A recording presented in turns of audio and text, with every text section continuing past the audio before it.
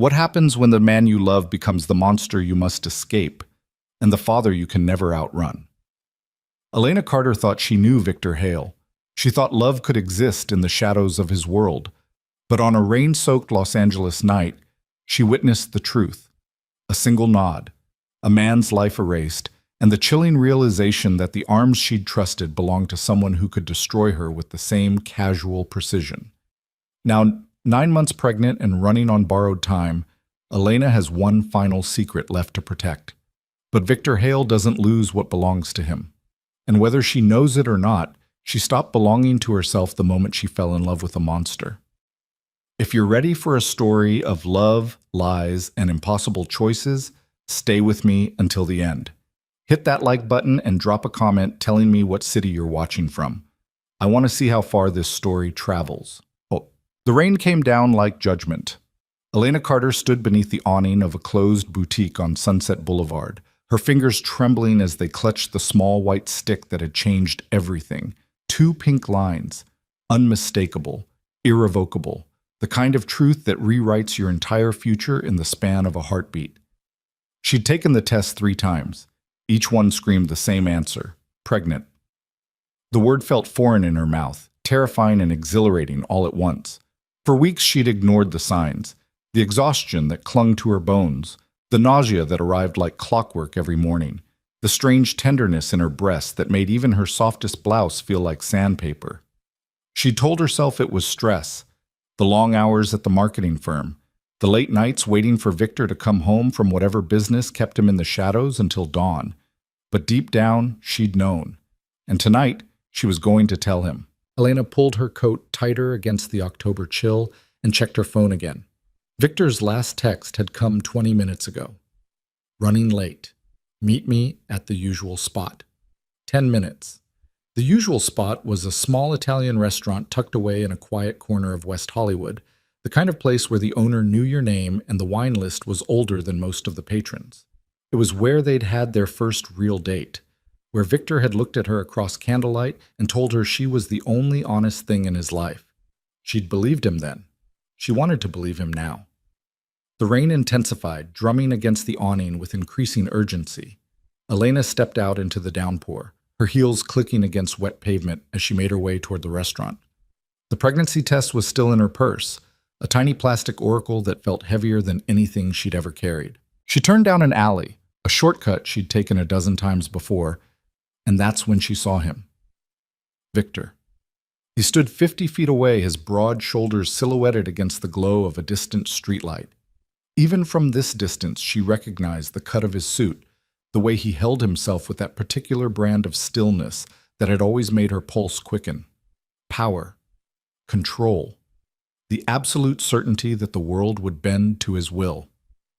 Relief flooded through her. She opened her mouth to call out to him, but something stopped her. Victor wasn't alone.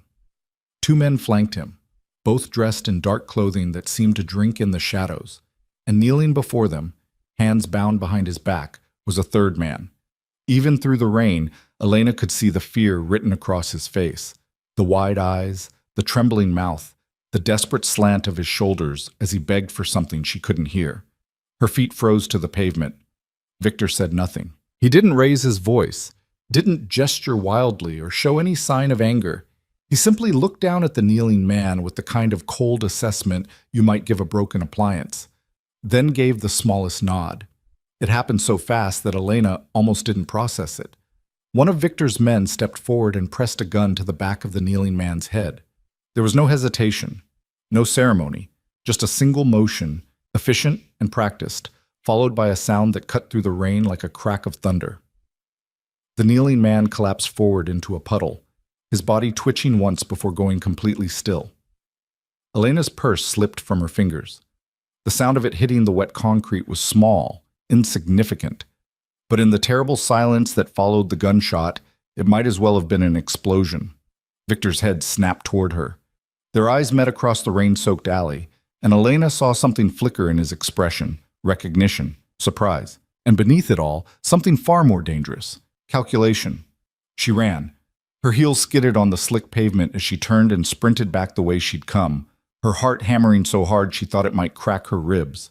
Behind her, she heard voices, sharp, commanding, and the sound of footsteps echoing through the alley. "Elena!" Victor's voice cut through the rain, but she didn't stop. Couldn't stop. The image of that man crumpling to the ground was burned into her retinas, playing on an endless loop every time she blinked. A single nod. That's all it had taken. One gesture, and a human life had been snuffed out like a candle. She burst onto Sunset Boulevard, her lungs screaming for air. A taxi was idling at the curb, its driver scrolling through his phone with the bored expression of someone waiting out the rain. Elena yanked open the back door and threw herself inside. "Drive!" she gasped. The driver looked up, startled. "Where to?" "Anywhere. Just drive, please." He must have seen something in her face. The wild terror, the trembling hands, because he didn't ask questions. He simply put the car in gear and pulled away from the curb, tires hissing on wet asphalt. Elena twisted in her seat, looking back through the rain-streaked window. Victor stood on the sidewalk now, his figure growing smaller as the taxi accelerated. He wasn't running after her, wasn't shouting. He just stood there, watching her disappear into the night with an expression she couldn't read. And somehow, that was worse than if he'd chased her. Boom. The taxi dropped her at a motel on the outskirts of downtown, the kind of place where the neon sign flickered more than it glowed and the night clerk didn't ask for ID. Elena paid in cash, one of the few smart decisions she'd made in the haze of panic, and locked herself in a room that smelled of cigarettes and industrial cleaner. She sat on the edge of the bed and stared at the wall, her mind replaying the scene in the alley over and over again. Victor. Her Victor. The man who brought her coffee in bed on Sunday mornings and listened to her talk about terrible clients with genuine interest. The man who'd kissed her forehead when she had the flu and held her through nightmares she couldn't remember come morning. That same man had just ordered someone's execution with all the emotion of swatting a fly. Her hands moved to her stomach, still flat, still concealing the impossible secret growing inside her. She was carrying the child of a murderer. The thought should have horrified her, and it did. But underneath the horror was something even more terrifying, a thread of doubt, thin and insidious, that whispered, "Did you ever really not know?" The late nights, the vague explanations, the way people seemed to step aside when Victor entered a room, their eyes sliding away from his with practiced deference. The phone calls he took in other rooms, his voice dropping to a murmur she couldn't quite make out. She told herself he was just a businessman. Real estate, he'd said. Import and export. Nothing glamorous, but profitable enough to afford the penthouse in Century City and the black card he'd given her for emergencies. But real estate developers didn't order executions in back alleys. Import-export didn't require armed bodyguards who never quite smiled. Elena curled onto her side, pulling her knees to her chest as tightly as her body would allow. The pregnancy test was still in her purse, abandoned somewhere in that alley along with every naive illusion she'd ever held about the man she loved. Her phone buzzed. She didn't want to look, didn't want to see his name on the screen, but her hand moved of its own accord, pulling the device from her pocket. 15 missed calls, all from Victor, and a single text message. "We need to talk. I can explain everything. Please, Elena, don't run from me." She stared at the words until they blurred together. "Don't run from me." As if she had a choice. As if the image of that man dying in the rain wasn't carved into her soul. As if the tiny cluster of cells dividing in her womb didn't complicate everything beyond repair. Elena deleted the message and turned off her phone. Then she lay in the darkness of a cheap motel room and made a decision that would define the rest of her life. She would disappear. The first rule of running was to move fast and light. Elena left Los Angeles before dawn, taking only what she could carry in a single duffel bag. She withdrew as much cash as the ATM would allow, $800 that felt like both a fortune and nowhere near enough, and bought a bus ticket to San Francisco using a name that wasn't quite hers. The bus was half empty, filled with the kind of people who traveled at odd hours for reasons they didn't want to explain. Elena claimed a seat in the back and pressed her forehead against the cool window, watching the city lights give way to dark stretches of highway. Every mile took her farther from Victor, from the life she'd built, from the man she'd thought she knew. But with every mile, the reality of what she'd done began to sink in. She had no plan, no destination, no idea how to disappear in a world where everything left a digital footprint. Her credit cards were traceable. Her phone could be tracked. Even the bus ticket purchased with cash had required some form of identification. Victor had resources, money, people who answered to him without question. If he wanted to find her, he would. The thought made her stomach twist with a nausea that had nothing to do with pregnancy. In San Francisco, she lasted 3 days. She found a women's shelter that didn't ask too many questions and spent her nights lying awake on a narrow cot, listening to the sounds of other broken lives trying to reassemble themselves in the dark. During the day, she walked the streets, her eyes constantly scanning for any sign that she'd been followed. On the 4th morning, she saw him. Not Victor, but one of his men. The shorter one, with the scar that cut through his left eyebrow. He stood across the street from the shelter, seemingly absorbed in his phone, but Elena recognized the particular quality of his stillness, the way he was there without appearing to be there. She'd seen that same stance outside their building in Los Angeles, outside restaurants where she and Victor had dinner, outside the coffee shop where she met friends. Protection, Victor had called it. My world has edges that aren't always smooth, baby. I need to know you're safe. She'd thought it was romantic then, proof that he cared. Now she understood it for what it was. Surveillance. Elena didn't go back to the shelter. She walked to the Greyhound station and bought another ticket, this time to Portland. From Portland, she went to Seattle. From Seattle to a town in Idaho she'd never heard of before reading it on the departure board. She kept moving, kept changing direction, kept trying to lose herself in the vast anonymous sprawl of America. But everywhere she went, she felt the weight of being watched.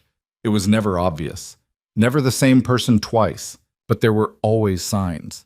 A car that seemed to be on the same route as her bus, a figure in a coffee shop who paid for their drink but never drank it, a hotel clerk who looked at her just a beat too long. Maybe it was paranoia. Maybe the fear had burrowed so deep into her psyche that she was seeing threats in every shadow.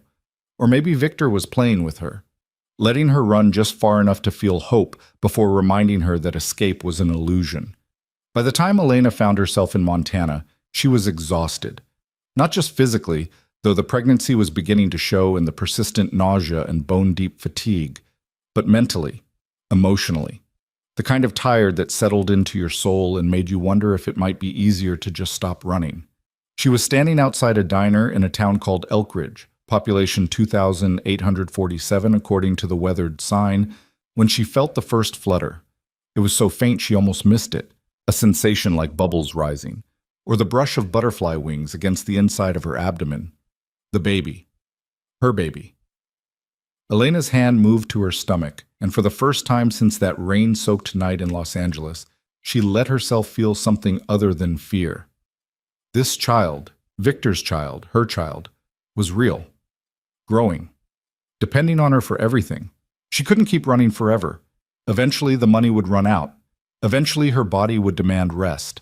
Eventually, the baby would arrive, and she would need help she couldn't provide alone. Elena looked down the main street of Elkridge, taking in the quiet storefronts, the mountains rising in the distance, the kind of small-town simplicity that seemed to exist outside of time. This was it. This was where she would stop running. This was where she would hide. The diner was called Millie's, and the woman who ran it was exactly the kind of no-nonsense presence Elena needed in her life. Millie Thornton was 67 years old, with steel-gray hair pulled back in a practical bun and eyes that had seen enough of life not to be shocked by much of anything. She hired Elena on the spot, cash under the table, no questions asked, when Elena explained she needed work and had experience in customer service. "You pregnant?" Millie asked bluntly, her gaze dropping to Elena's midsection. Elena hesitated, then nodded. "The father coming around?" "No." Millie studied her for a long moment, then shrugged. "Tips are yours to keep. Show up on time, don't steal, and we'll get along fine. Can you start tomorrow?" Just like that, Elena Carter became Ellie Bennett, a woman with no past and no connections, working the morning shift at a diner in the middle of nowhere. The work was hard but honest. She poured coffee, took orders, learned to carry 3 plates at once without dropping them. The regulars were farmers and truckers, men and women who ate the same meals at the same times and tipped modestly but consistently. No one asked about her story. In a place like Elkridge, people understood that sometimes you came to the middle of nowhere because nowhere was exactly where you needed to be. Elena found a room above the hardware store, a single space with a hot plate, a bathroom barely big enough to turn around in, and a window that looked out over the mountains. It cost $200 a month, which left her enough to eat, save a little, and buy the occasional prenatal vitamin from the pharmacy. She avoided hospitals, avoided anything that would create a record. When the nausea became unbearable, she choked down ginger tea and saltines until it passed. When her back ached from standing all day, she soaked in a lukewarm bath and told herself it would get easier. It had to get easier, because the alternative, going back, asking for help, admitting she couldn't do this alone, meant returning to Victor's world. And that was the one thing she absolutely could not do. 3 months into her new life, Elena began to notice small things that didn't quite add up. The first was her rent. She'd paid Millie the $200 in cash, like always, but when she checked her coffee can, the place where she kept her savings, there was an extra $100 bill folded neatly at the bottom. She asked Millie about it the next day. "Don't look at me," Millie said, shrugging as she wiped down the counter. "Maybe you miscounted." But Elena knew she hadn't miscounted. She knew exactly how much money she had, down to the dollar. Someone had left her cash. The second incident came a week later. Elena's ancient car, a rusted Honda Civic she'd bought for $800 from a farmer's widow, had been making a terrible grinding noise every time she shifted into third gear. She'd been saving up to take it to the mechanic, but when she went out to drive to work one morning, the noise was gone. She popped the hood and stared at the engine. Everything looked different, cleaner, like someone had gone through and replaced parts she couldn't even name. "Probably just worked itself out," the mechanic said when she asked about it later. Cars do that sometimes. But cars didn't fix themselves, and money didn't appear out of thin air. The third incident happened on a Tuesday, when Elena's shift ran long because another waitress called in sick. By the time she finished closing, it was past 10, and the walk back to her room felt longer than usual. She was half a block from the hardware store when she noticed the man. He stood beneath a streetlight, his hands in his pockets, his face angled away from her. But there was something in his posture, that particular brand of alertness, that made her skin prickle with recognition. Elena's hand moved to the small canister of pepper spray she'd started carrying in her apron pocket. The man didn't approach, didn't even look at her directly. But as she climbed the stairs to her room, she felt his eyes on her back, steady and unwavering. She locked the door, checked the window, pulled the curtain shut. When she looked outside an hour later, the street was empty. By her 5th month, Elena's pregnancy was impossible to hide.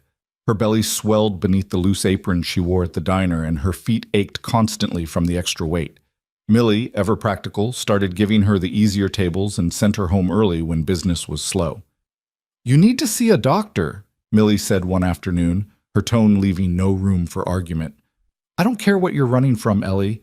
That baby needs proper care." Elena wanted to argue, wanted to explain that seeing a doctor meant paperwork, records, questions she couldn't answer. But the truth was, she was terrified. She didn't know if what she was experiencing was normal, didn't know if the baby was growing properly, didn't know if the constant exhaustion and occasional cramping were signs of something wrong. Millie must have seen the fear in her face because her expression softened. "There's a doctor in town, old guy, semi-retired. He doesn't ask questions, and he still makes house calls. Let me see if he'll come by." 2 days later, Dr. Samuel Roth knocked on Elena's door. He was 73 years old, with a weathered face and hands that trembled slightly but moved with practiced certainty. He examined her with the brisk efficiency of someone who'd delivered more babies than he could count, checking her blood pressure, listening to the baby's heartbeat, measuring her belly. "Everything looks good," he said finally, packing up his instruments. "Baby's measuring right on schedule. Strong heartbeat. But you need vitamins, Ellie. Real ones, not the bargain bin stuff from the pharmacy. And you should think about where you're planning to have this child. The nearest hospital is 40 minutes away, and mountain roads in winter aren't something to gamble with." Elena nodded, her throat tight. "I will, thank you." Dr. Roth paused at the door, his hand on the knob. "I don't know your story, and I'm not asking, but whatever you're running from, make sure it's worth risking that child's safety. Sometimes the thing we're most afraid of isn't as dangerous as what happens when we run." He left before she could respond. Elena sat on her bed and placed both hands on her belly, feeling the baby shift and turn inside her. For the first time in months, she let herself imagine the future.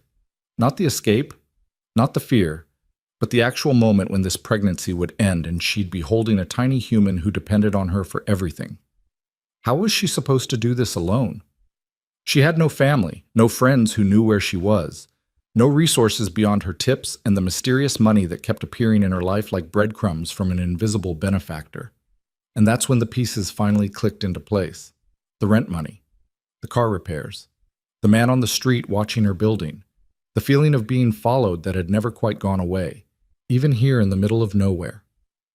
Victor. Victor hadn't lost her at all. He'd been letting her run, letting her hide, letting her think she was safe, all while keeping her on an invisible leash. The realization should have terrified her, should have sent her running again, deeper into the wilderness, farther from anything that could connect her to the life she'd left behind. But instead, what Elena felt was exhaustion.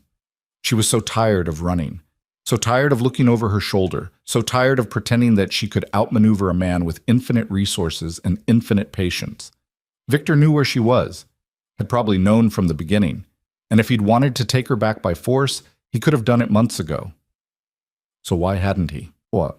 The answer came on a frozen January morning when Elena was 7 months pregnant and the Montana winter had turned Elkridge into something from a postcard. She was walking back from the diner, her breath misting in the cold air, when she slipped on a patch of ice. Her feet went out from under her, and she had just enough time to think the baby before strong hands caught her. "Easy, I've got you." The voice was unfamiliar, but the grip was firm and steady. Elena looked up into the face of a man she'd never seen before. Dark hair, sharp features, expensive coat that had no business being in rural Montana. One of Victor's men. She knew it with absolute certainty. "I'm fine," she said, pulling away from his grip. "Thank you." He didn't let go immediately. His eyes scanned her face, dropped briefly to her pregnant belly, then returned to meet her gaze. "He wanted me to give you something," the man said quietly. "I don't want anything from him." "It's not a gift, it's information." He reached into his coat and pulled out a manila envelope. "The people looking for Victor? They've expanded their search. FBI, mostly. They're doing a full workup. Associates, properties, anyone connected to him. It's only a matter of time before your name comes up." Elena's heart stuttered. "What?" "Your real name. Elena Carter. Victor's girlfriend who disappeared the same night a federal witness was killed. They're going to start looking for you, and when they do, this town won't stay secret for long." He pressed the envelope into her hands. "There's a phone number inside. When you're ready to stop pretending you can do this alone, call it. He'll come. He'll protect you and the baby. That's all he wants." "That's not all he wants," Elena whispered. The man's expression didn't change. "Maybe not, but it's all that matters right now." He turned and walked away, disappearing around the corner before Elena could find her voice again. She stood in the middle of the frozen street, holding the envelope like it might explode. Inside was a phone number, a bank statement showing a trust account in her name with $400,000, and a single photograph. It was her. Taken from a distance, probably with a telephoto lens. She was walking out of Millie's diner, her hand resting on her pregnant belly, her face turned toward the mountains. On the back, in handwriting she recognized, were 3 words: "Stay safe, Elena." She crumpled the photo in her fist and walked back to her room, but she kept the phone number. The contractions started on a Tuesday. Elena was wiping down tables at the end of her shift when the first one hit, a tightening across her abdomen that made her gasp and grab the edge of the table for support. "Ellie?" Millie looked up from the register, her eyes sharp. "You okay?" "Fine," Elena managed. "Just Braxton Hicks. They've been happening for weeks." But this felt different, stronger, more purposeful. She finished her shift, drove home carefully, and told herself it was nothing. False labor. The baby wasn't due for another 3 weeks. First babies were always late. Everyone said so. By midnight, the contractions were coming every 20 minutes. By 2 in the morning, every 10. By 4, Elena was on her hands and knees on the bathroom floor, breathing through waves of pain that stole her breath and made her see stars. This wasn't false labor. This was happening. She reached for her phone with shaking hands and dialed the only number she had for Dr. Roth. It rang 5 times before his sleep-roughened voice answered. "Dr. Roth," she gasped. "It's Ellie, the baby. I think it's coming." "How far apart are the contractions?" 7 minutes, maybe 6. She heard rustling on the other end. "I'm on my way. Pack a bag. We need to get you to the hospital." "No hospital," Elena said automatically. "Ellie, please, can't you deliver here?" There was a long pause. When Dr. Roth spoke again, his voice was gentle but firm. "First babies can be unpredictable. If something goes wrong, I can't help you here. You need to be somewhere with equipment, with specialists. This isn't negotiable." Another contraction hit, and Elena bit back a scream. "Okay," she whispered. "Okay." Dr. Roth arrived 20 minutes later, his medical bag in one hand and a calm competence that made Elena want to weep with relief. He helped her into his car, an old Subaru that smelled of pipe tobacco and antiseptic, and they started the 40-minute drive to the hospital. They made it 15 minutes before the storm hit. It came out of nowhere, the way storms sometimes did in the mountains. One moment, the sky was clear and star-filled. The next, snow was falling so thick and fast that the windshield wipers couldn't keep up. "It's okay," Dr. Roth said, his hands steady on the wheel. "We'll make it." But Elena could hear the uncertainty in his voice. The contractions were coming faster now, 4 minutes apart, then 3. Her water broke somewhere on a dark stretch of highway, soaking through her clothes and the car seat beneath her. "Doc," she gasped, "something's wrong. It hurts. It hurts too much." Dr. Roth pulled over. The snow was falling so hard now that Elena couldn't see more than a few feet beyond the windshield.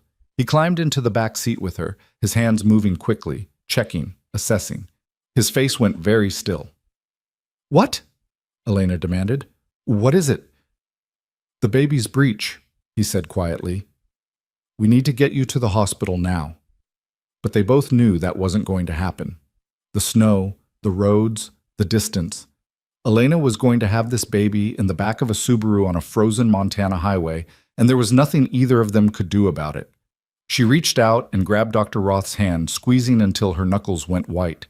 "Save the baby," she whispered. "If you have to choose, save the baby." Dr. Roth's eyes met hers, and she saw in them the weight of 40 years of medicine, of life and death decisions made in moments too brief to second guess. "I'm going to save you both," he said. And then the real pain began. Later, Elena wouldn't remember much of what happened next. She remembered pain.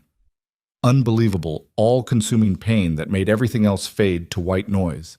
She remembered Dr. Roth's voice, calm and commanding, telling her to push, to breathe, to hold on just a little longer. She remembered the sound of another car pulling up behind them, a dark SUV that appeared out of the storm like an apparition. Doors opening, voices conferring, hands lifting her, carrying her. She remembered the stark white lights of a hospital she didn't remember entering, and the sensation of being cut open, of something essential being removed from her body. And then, cutting through all of it like a bell, she heard a sound that made her heart restart. A baby crying. Thin, reedy, absolutely furious at being thrust into the cold and the noise and the light. "It's a boy," someone said. "A little small, but fighting." Elena tried to speak, but her throat wouldn't cooperate. She tried to move, but her body felt like it belonged to someone else. And then, through the chaos and the drugs and the exhaustion, she heard a voice that didn't belong. "Let me see him." The room went very quiet. Elena forced her eyes open, fighting against the weight of whatever medications they'd given her. Victor stood at the foot of her bed. He looked exactly as she remembered, tall, broad-shouldered, dressed in a suit that probably cost more than she'd made in the last 6 months. But there was something different about his face, something raw and unguarded that she'd never seen before. He wasn't looking at her. He was looking at the baby. A nurse, young, uncertain, brought the tiny bundle over, and Victor took him with a reverence that might have been touching under any other circumstances. The baby stopped crying. Victor's large hands cradled the impossibly small body, and for a long moment he just stared, taking in every detail, memorizing every feature. Then his eyes lifted and met Elena's, and in that gaze she saw the truth she'd been running from for 9 months. Victor hadn't been watching her out of cruelty. He'd been watching her because she was carrying the one thing in the world he would never let go. "Hello, Elena," he said softly. The baby made a small sound, and Victor's attention immediately shifted back to his son. Elena tried to speak, tried to demand answers, explanations, anything that would make sense of this impossible moment. But exhaustion pulled her under like a tide, and the last thing she saw before darkness claimed her was Victor holding their child, his expression a complicated mix of triumph and something that might have been love. When she woke again, everything had changed, and there was no going back. Elena's eyes opened to soft light filtering through unfamiliar curtains. For a moment, she couldn't place where she was. The ceiling was too high, the sheets too smooth against her skin. Then the pain registered, a deep, pulling ache across her abdomen that made her gasp, and everything came rushing back. The storm, the highway, Dr. Roth's strained face as he'd worked to save her and the baby in the back of that Subaru, the hospital lights, and Victor, standing at the foot of her bed, holding their son with hands that had ordered men's deaths. She tried to sit up and immediately regretted it. "Easy," the voice came from her left, and Elena turned her head to find a woman in scrubs sitting in a chair beside the bed. She was maybe 40, with kind eyes and the sort of calm competence that suggested she'd seen every kind of medical emergency and lived to tell about it. "You had a C-section. The incision needs time to heal." "Where's my baby?" Elena's voice came out hoarse, desperate. "He's in the NICU, breathing on his own, but they're monitoring him because he came early. 5 pounds, 3 ounces, small, but strong." The nurse stood and adjusted Elena's IV with practiced efficiency. "You can see him soon. The doctor wants to check your vitals first." "What hospital is this?" The nurse's expression flickered, just for a second, but Elena caught it.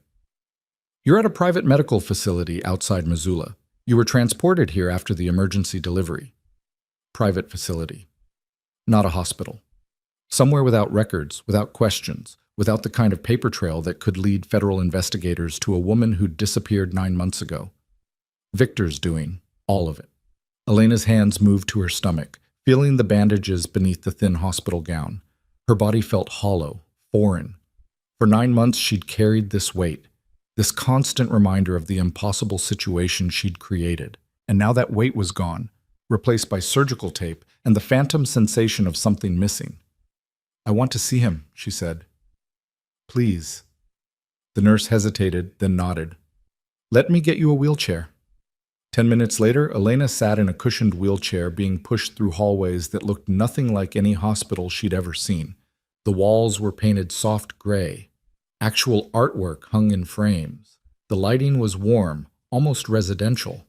This wasn't a place that dealt with insurance companies and Medicare. This was a place where money bought discretion and comfort in equal measure. The NICU was small, only 4 incubators, all but one empty. The nurse wheeled Elena to the occupied one and stepped back. Inside the clear plastic dome lay the smallest human being Elena had ever seen. He was perfect. Dark hair, impossibly delicate fingers, a face that somehow managed to look both ancient and brand new. His eyes were closed, his tiny chest rising and falling with breaths that seemed too fragile to sustain life. Wires and tubes connected him to monitors that beeped softly, tracking every heartbeat, every breath. Elena's hand pressed against the incubator, her fingers splaying on the warm plastic. "Can I hold him?" "Not yet," the nurse said gently.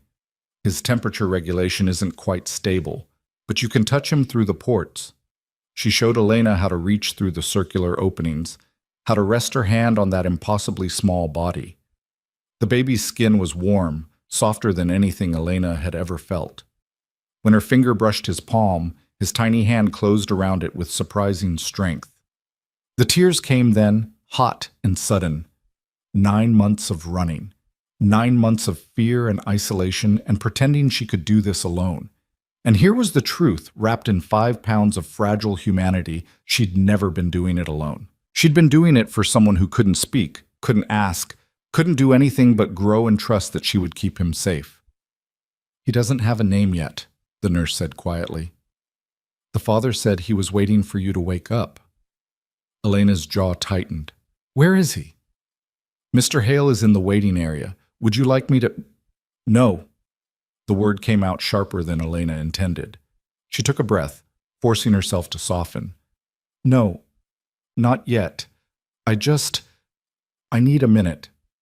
The nurse nodded and stepped away, giving Elena privacy with the son she'd run across 4 states to protect.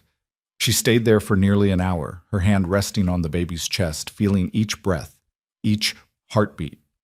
Memorizing the shape of his ears, the curve of his nose, the way his mouth moved in his sleep as if he was already learning how to demand what he needed from the world. This was Victor's child, the son of a man who'd murdered someone in a rain-soaked alley without a flicker of remorse. But he was also hers, made from her body, sustained by her blood, protected by choices that had cost her everything she'd built. I won't let him hurt you, she whispered to the sleeping baby. Whatever happens, whatever he wants, you come first, always. The baby's hand tightened around her finger, and Elena chose to believe he understood. When the nurse finally came to wheel her back to her room, Elena felt steady enough to ask the question she'd been avoiding. How long have I been here? 2 days. You lost a lot of blood during the delivery. We kept you sedated to let your body recover. 2 days.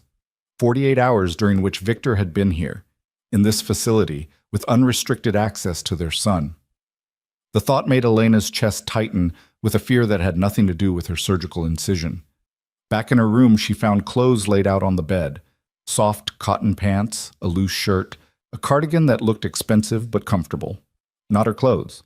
Nothing she recognized, but clean and in her size, which meant someone had been paying attention. She changed slowly, wincing at every movement. The C-section incision pulled and burned, a constant reminder that her body had been opened and rearranged. When she finally managed to get dressed, she found herself staring at the door, working up the courage to face what waited on the other side. Victor was in the waiting area. She could keep hiding, could demand the nurse keep him away, could pretend that if she just refused to acknowledge him, this entire nightmare might somehow resolve itself.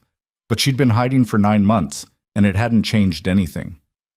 Elena opened the door and walked into the hallway. The waiting area was at the end of the corridor, a space designed to look more like a living room than a hospital. Comfortable chairs, soft lighting, windows that looked out over pine forests stretching toward distant mountains. And sitting in one of those chairs, his elbows on his knees and his hands clasped in front of him, was Victor. He looked up when she entered, and something in his expression cracked. Elena. He stood, and she saw the exhaustion etched into his face, dark circles under his eyes, a shadow of stubble on his jaw that suggested he hadn't left this facility since she'd arrived.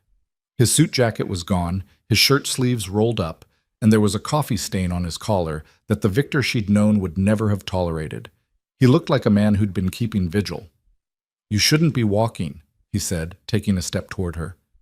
The doctor said, don't. Elena held up a hand and Victor stopped. Don't pretend you care about what the doctor said. Don't pretend any of this is about my well-being. His jaw tightened, but he didn't argue. They stood there, 10 feet apart, the space between them filled with 9 months of fear and fury and unasked questions. How long have you known where I was? Elena asked. Victor's eyes didn't leave her face. Since San Francisco. The honesty of it was almost worse than a lie would have been. You let me run, she said. You let me think I was free. You let me live in that room above the hardware store, working in a diner, terrified every single day that you'd find me. And you knew the whole time. Yes. Why? Victor was quiet for a long moment. When he spoke, his voice was low, careful. Because you asked me to. Elena laughed, the sound harsh and broken. I didn't ask for anything. I ran. I disappeared. That's the opposite of asking. You ran because you were afraid of me. He said it simply, as if it was just a fact to be acknowledged.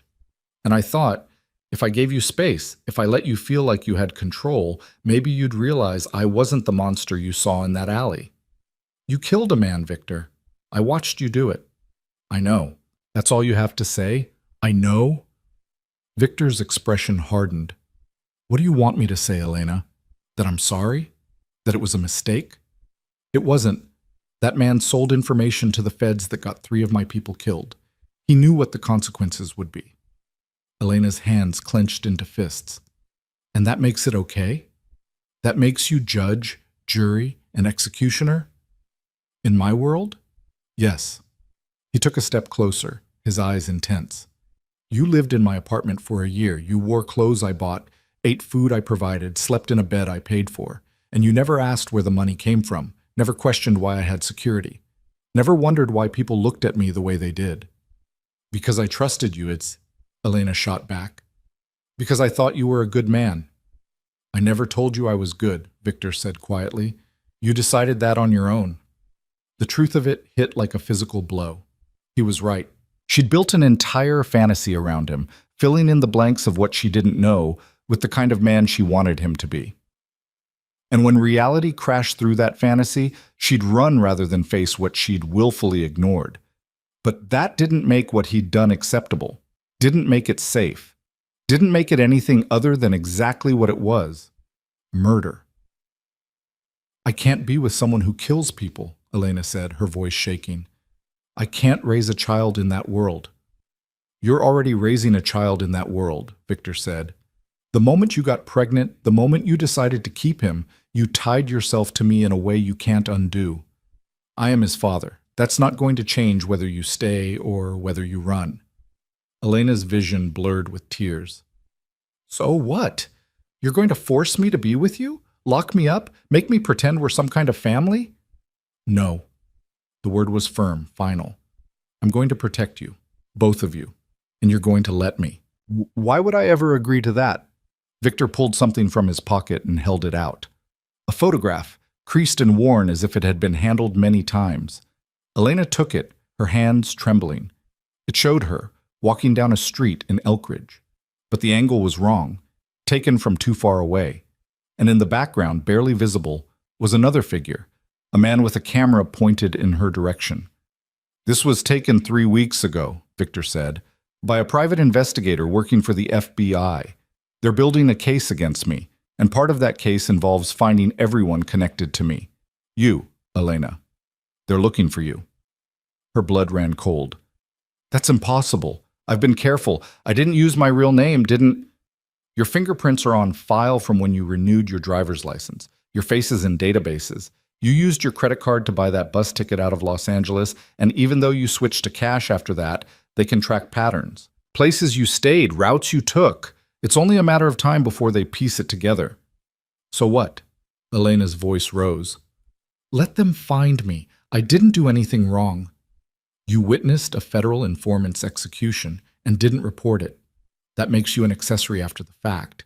And when they find you, they won't just ask questions. They'll use you to get to me. They'll put you in front of a grand jury, threaten you with obstruction charges. And if you don't give them what they want, they'll make your life a living hell. He took a step closer, his voice dropping. But more than that, the people I work with, the people who see me as a threat or an opportunity, they'll see you and our son as leverage. They'll see you as a way to hurt me, and they won't hesitate to use that. Elena's hand moved to her bandaged abdomen, a protective gesture she couldn't suppress. You're trying to scare me. I'm trying to make you understand. Victor's eyes burned with an intensity that made her breath catch. I let you run because I thought you needed to. I gave you space because I thought that's what you wanted. But the world doesn't care what you want, Elena. It doesn't care that you're trying to protect our son by staying away from me. All it sees is a woman alone, vulnerable, with a child who carries my blood. So what do you want from me? I want you to come home.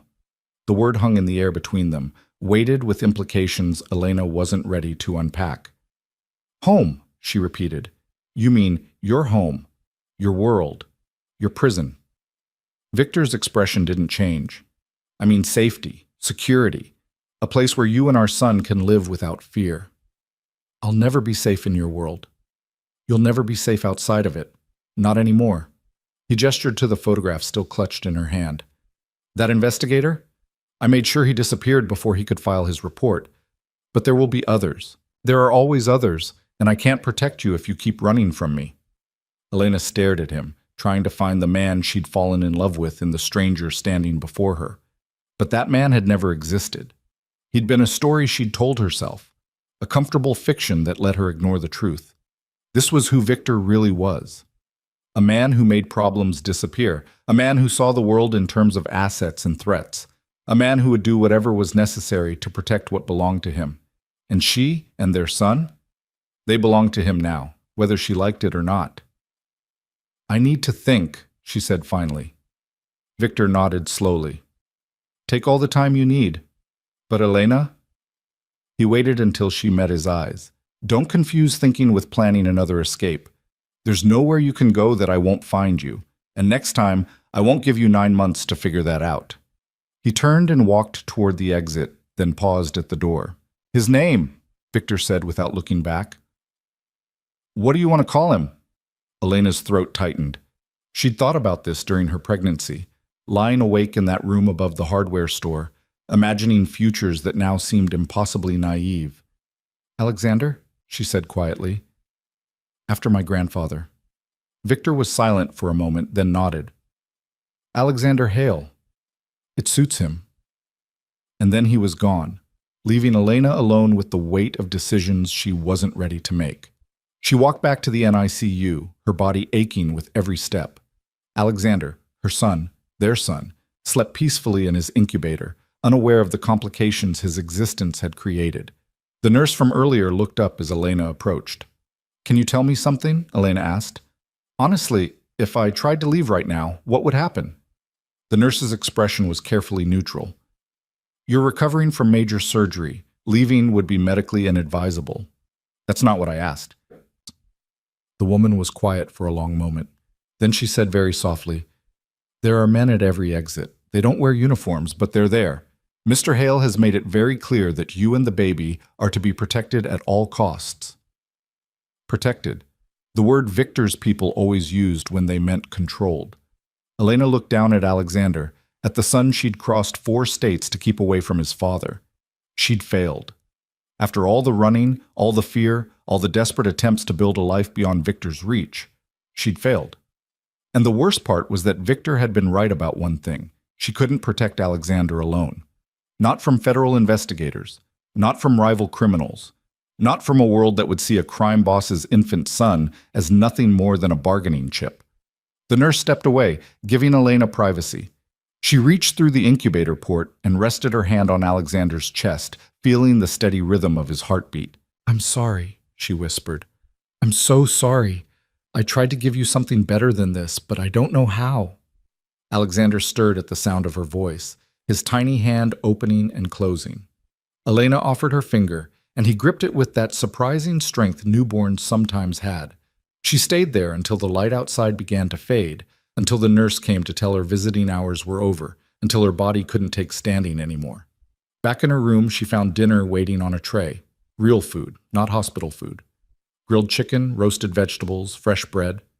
And beside it, a small card in Victor's handwriting. "You need your strength, eat." Elena stared at the food for a long time before finally picking up the fork. She ate because he was right, because she needed to heal, because Alexander would need her, and she couldn't help him if she let herself waste away. But with every bite, she felt the walls of her invisible cage closing in. The days that followed developed a rhythm that felt almost normal.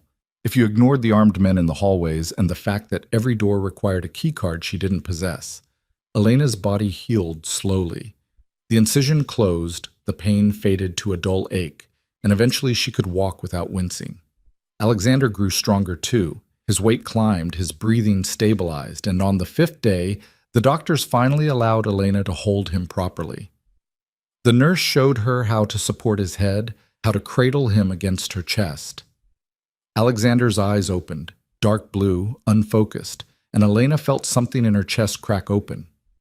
This was love, not the complicated, compromised thing she'd felt for Victor, but something pure and uncomplicated and absolutely terrifying in its intensity. She would do anything for this child, anything, even if it meant accepting help from a man she could never trust. Victor visited twice a day, morning and evening. He never stayed long, never tried to touch her. He would stand by Alexander's incubator, watching his son with an expression Elena couldn't quite read, and then leave without pushing for conversation. On the 8th day, Dr. Roth appeared. Elena had wondered what happened to him, the old doctor who'd tried to save her and Alexander in the back of his Subaru. She'd imagined him back in Elkridge, worried, wondering if she'd survived. But when he walked into her room, his expression was calm, professional, as if this was exactly where he expected to find her. "You're looking better," he said, checking her chart. "The incision is healing well, no signs of infection. How's your pain?" "Manageable." Elena studied his face, looking for answers. "You knew, didn't you, that Victor would find me?" Dr. Roth set down the chart and met her eyes. "I knew someone was watching you. Hard not to notice in a town as small as Elkridge. And when your landlady's boiler was replaced overnight, when your car got fixed without you taking it to the shop. Yes, I suspected." "Why didn't you say anything? Would you have believed me?" He pulled up a chair and sat, his movements careful. "You needed to feel safe, Elena. Even if that safety was an illusion. You needed to believe you could protect that baby on your own, and for a while it worked. You got stronger, more confident. You stopped jumping at shadows. Because the shadows were working for Victor. Perhaps." Dr. Roth folded his hands. "But you still made the choice to stay, to build a life, however temporary. That took courage." Elena laughed bitterly. "A lot of good it did." "You gave your son 9 months of peace," Dr. Roth said quietly. 9 months where he grew safe, away from violence and fear. That's not nothing, Elena. That's everything." He stood, preparing to leave, then paused. "For what it's worth? Victor Hale called me the night you disappeared from Los Angeles, offered me more money than I'd make in 5 years if I'd keep an eye out for a pregnant woman trying to hide. I almost said no." "Why didn't you?" Dr. Roth's smile was sad. "Because he wasn't asking me to hurt you. He was asking me to keep you alive, and I thought, perhaps naively, that a father who cared that much about an unborn child might not be the monster everyone said he was." "He killed a man," Elena said. "I saw him do it." "I've killed men too," Dr. Roth replied. "Korea, 1952. Boys, really, 18, 19 years old. I shot them because someone told me they were the enemy, and I believed it." He met her eyes. "We all have blood on our hands, Elena. The question is what we do with the life we build afterward." He left her with that, and Elena sat in the quiet of her room, turning his words over in her mind. That night, Victor came later than usual. Elena had just finished feeding Alexander, a slow, awkward process she was still learning, when he knocked on the open door. "Can I come in?" Elena shifted Alexander to her shoulder, patting his back gently. "It's your facility. I assume you can go wherever you want." Victor stepped inside but stayed near the door, his hands in his pockets. "How is he?" "He's perfect." The words came out softer than Elena intended. "He ate well, slept for 3 hours straight." "And you?" "I'm fine." They lapsed into silence. Alexander made small sounds against Elena's shoulder, the contented noises of a full belly and a warm embrace. "I've been thinking about what you said," Elena said finally. "About protection. About the people who might come after us." Victor's expression remained carefully neutral. "And?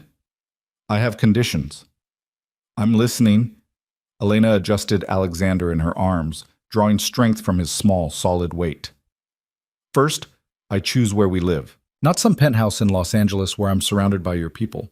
Somewhere quiet, private. Somewhere I can raise him without looking over my shoulder." Victor nodded slowly. "That can be arranged." "Second, I have my own money, my own accounts. I'm not financially dependent on you."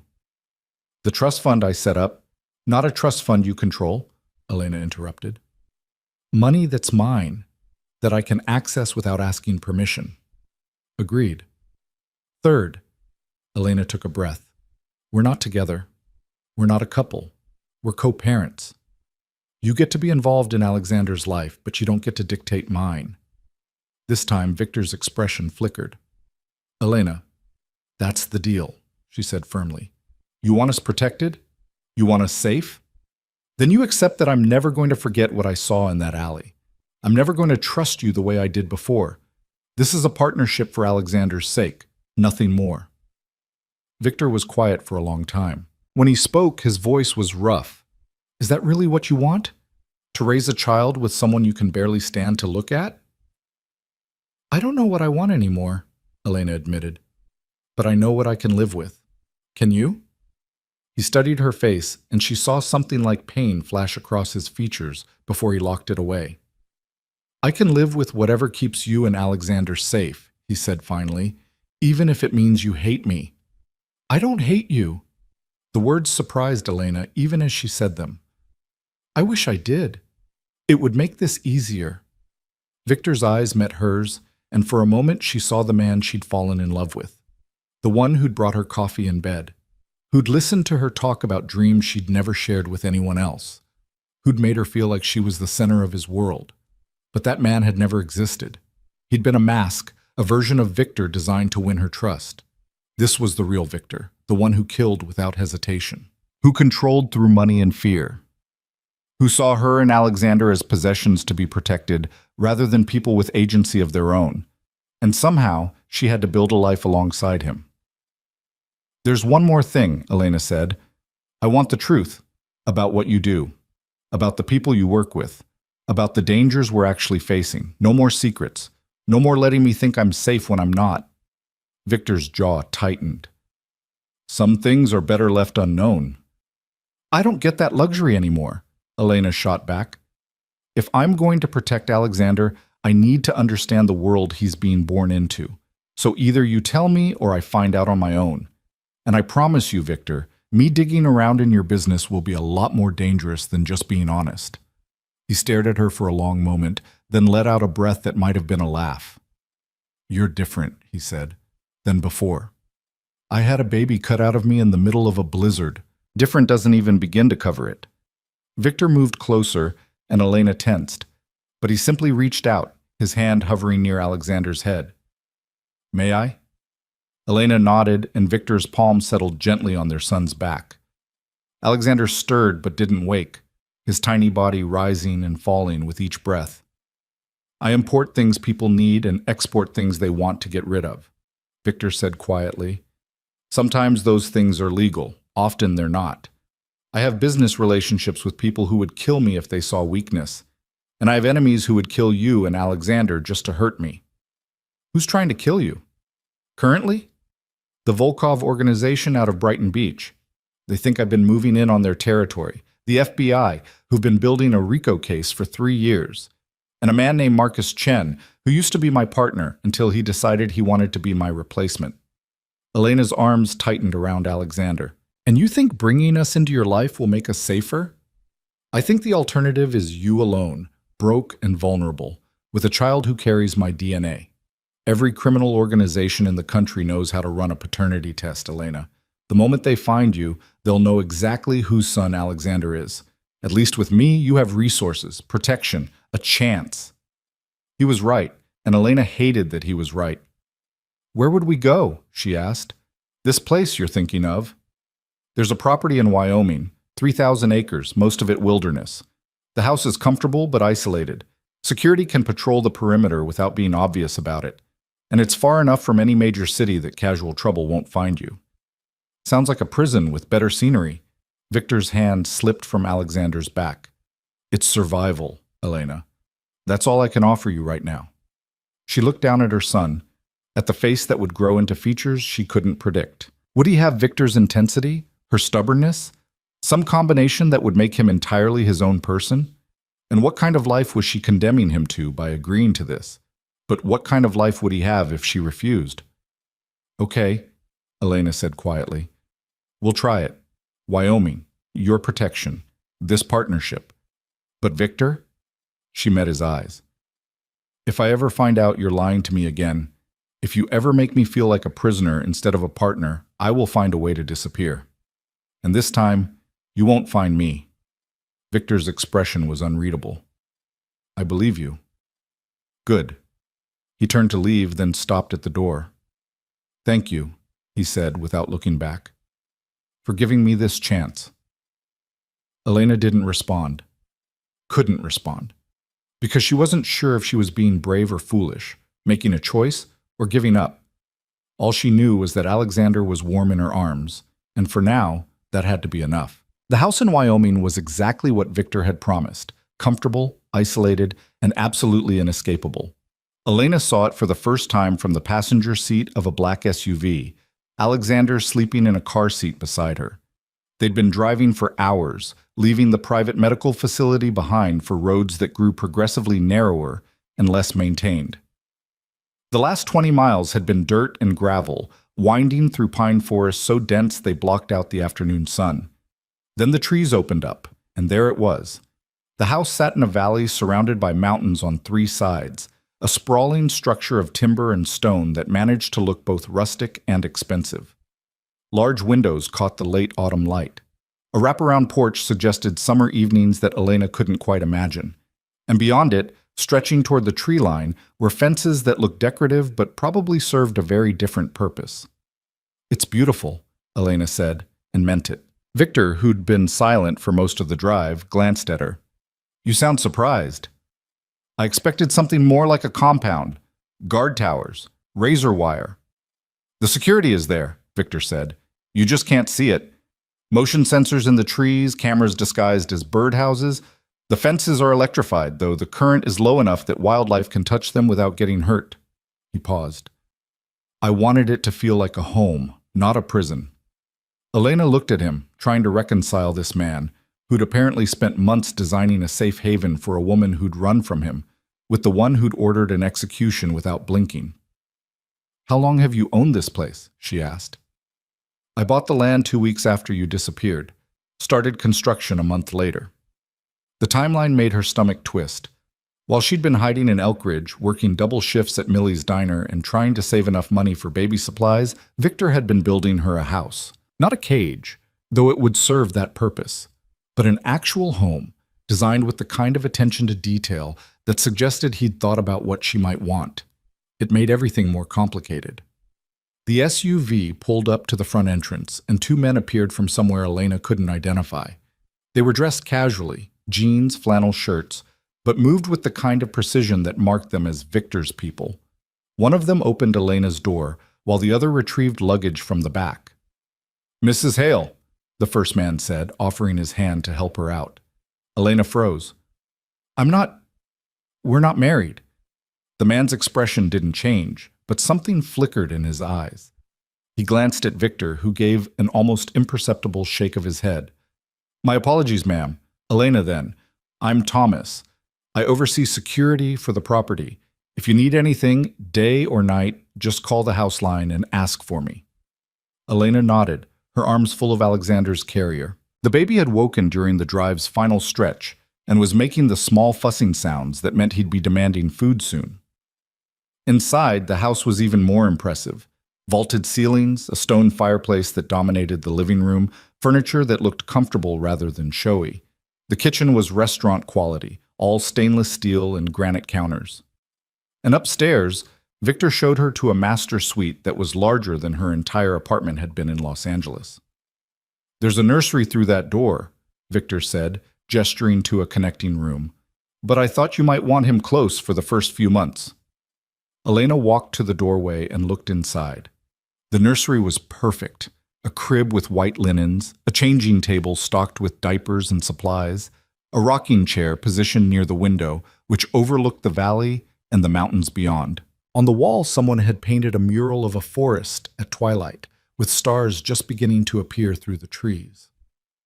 "It's beautiful," she said softly. "Did you?" "I hired someone," Victor said. "I sent them pictures of forests you'd posted online, from before. I thought you might like being reminded of places that felt peaceful." Elena's throat tightened. She'd forgotten about those photos, hikes she'd taken years ago, back when her biggest worry was whether she'd get promoted at work. Victor had remembered, had saved them, had used them to create something meant to comfort her. It would have been romantic if it wasn't also evidence of how thoroughly he'd catalogued her life. Alexander chose that moment to begin crying in earnest, his small face scrunching with displeasure. "I should feed him," Elena said, grateful for the interruption. Victor nodded. "I'll have dinner brought up. You should rest. The drive was long."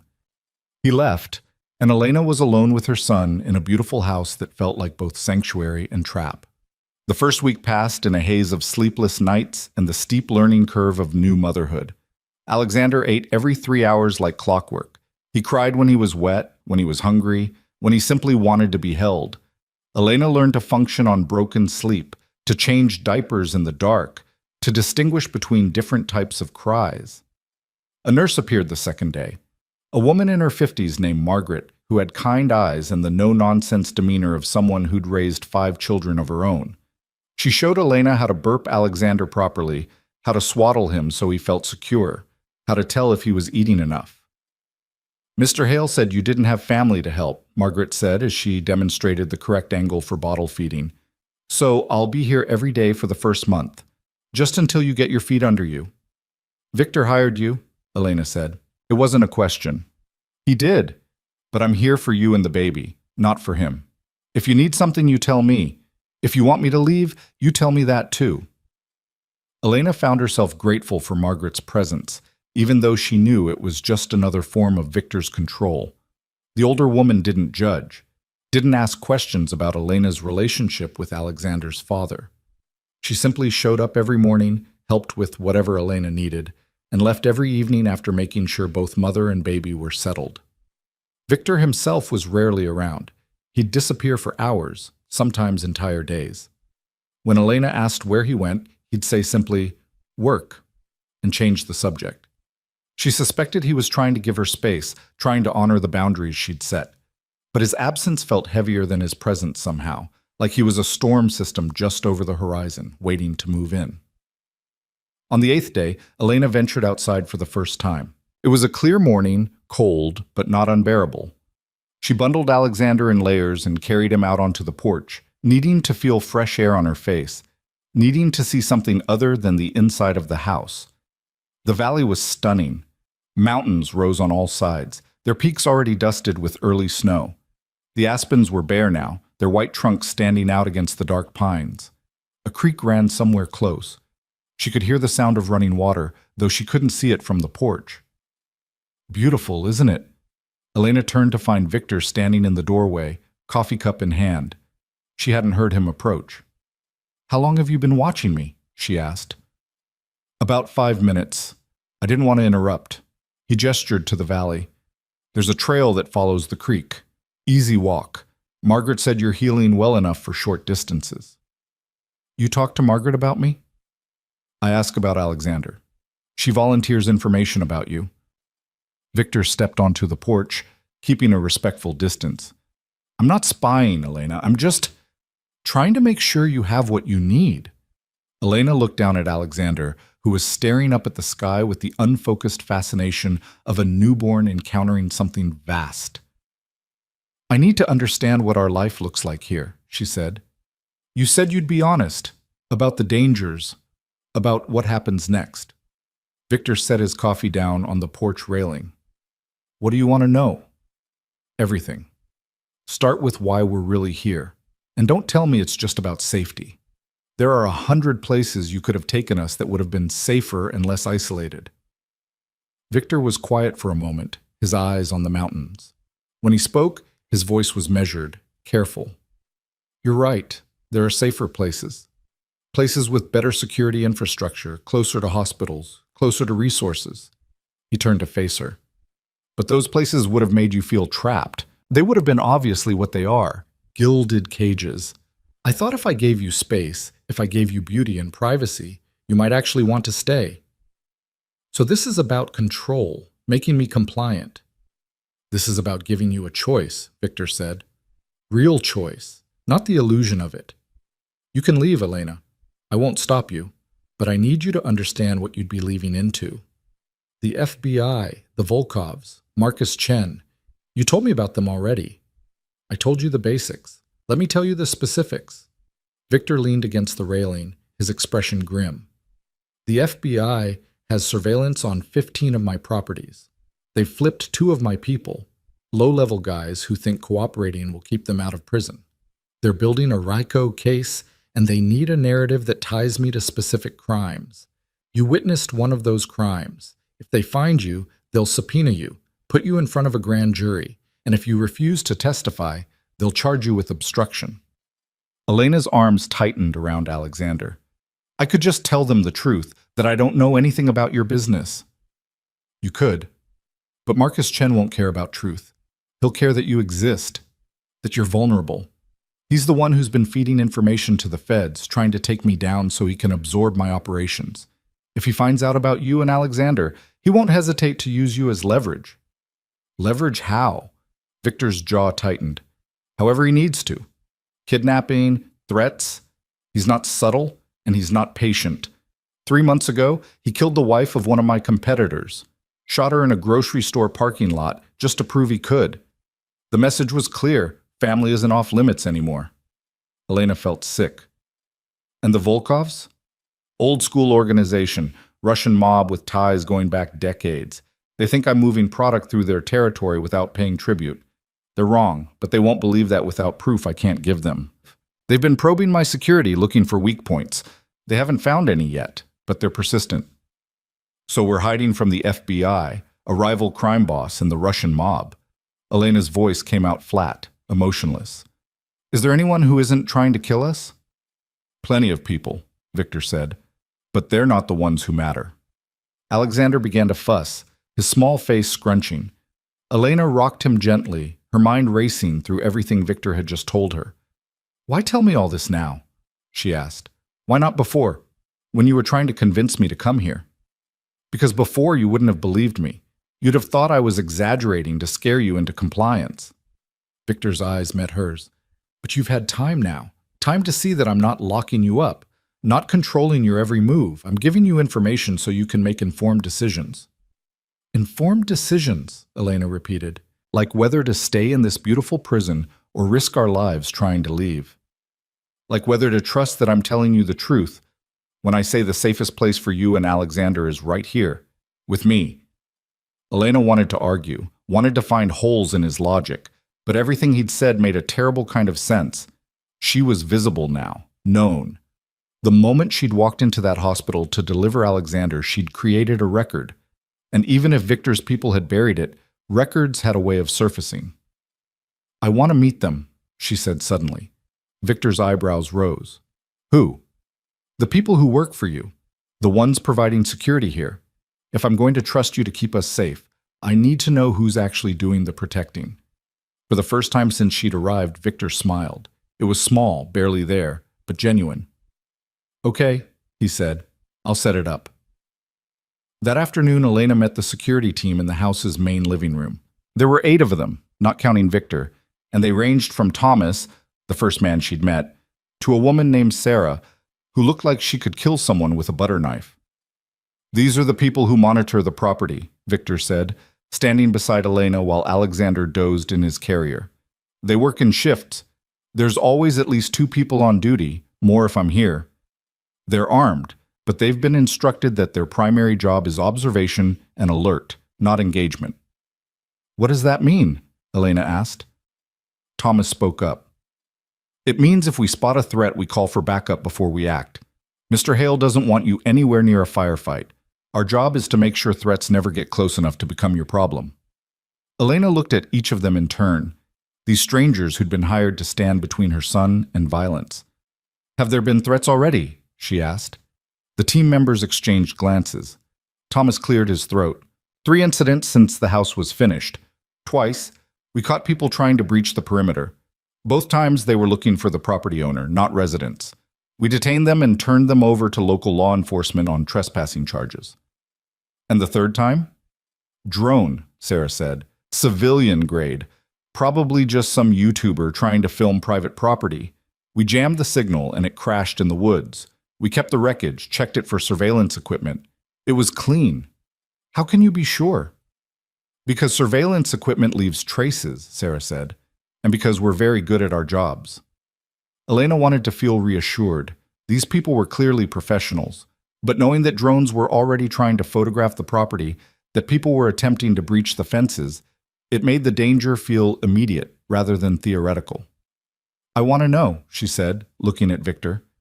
Every time something happens, every time there's an incident, I want to be informed immediately. Victor nodded.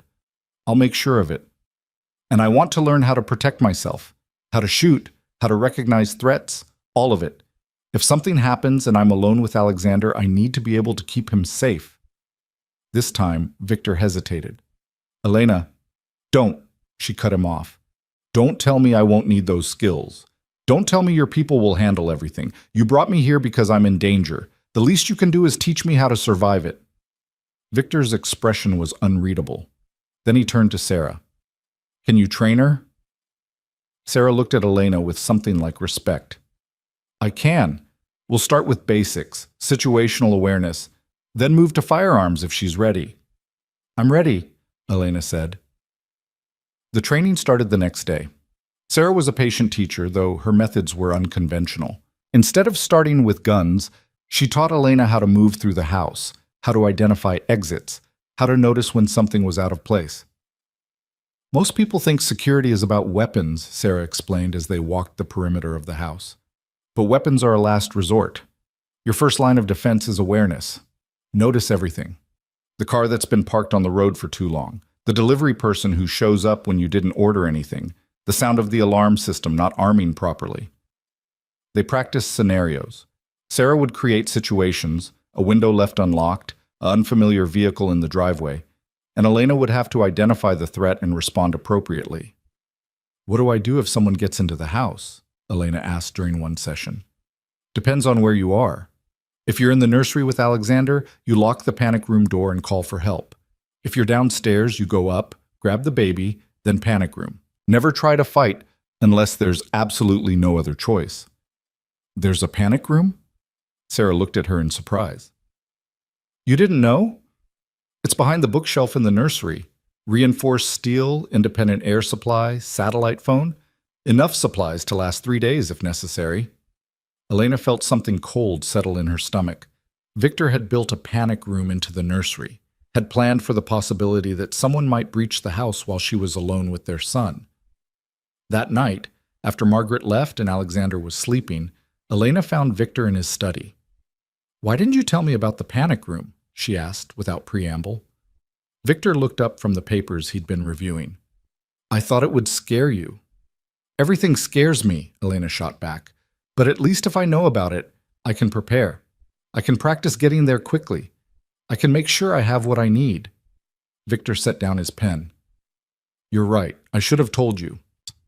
He gestured to the chair across from his desk. Sit. Let me show you something. Elena sat, and Victor pulled out a tablet. He tapped a few buttons, and the screen filled with a map of the property, marked with symbols Elena didn't recognize. Red dots are cameras, Victor explained. Blue are motion sensors. Green are panic buttons. Press any of them, and the entire security team gets alerted. Yellow are the electrified fence sections. There were dozens of dots, hundreds maybe. The property was completely blanketed in surveillance. And this, Victor said, tapping another icon, is the feed from the nursery. The screen changed to show Alexander sleeping in his crib, his small chest rising and falling. Elena could see every detail, the curve of his cheek, the way his hand curled near his face. I have access to this feed on my phone, Victor said quietly. Wherever I am, whatever I'm doing, I can check on him, make sure he's safe.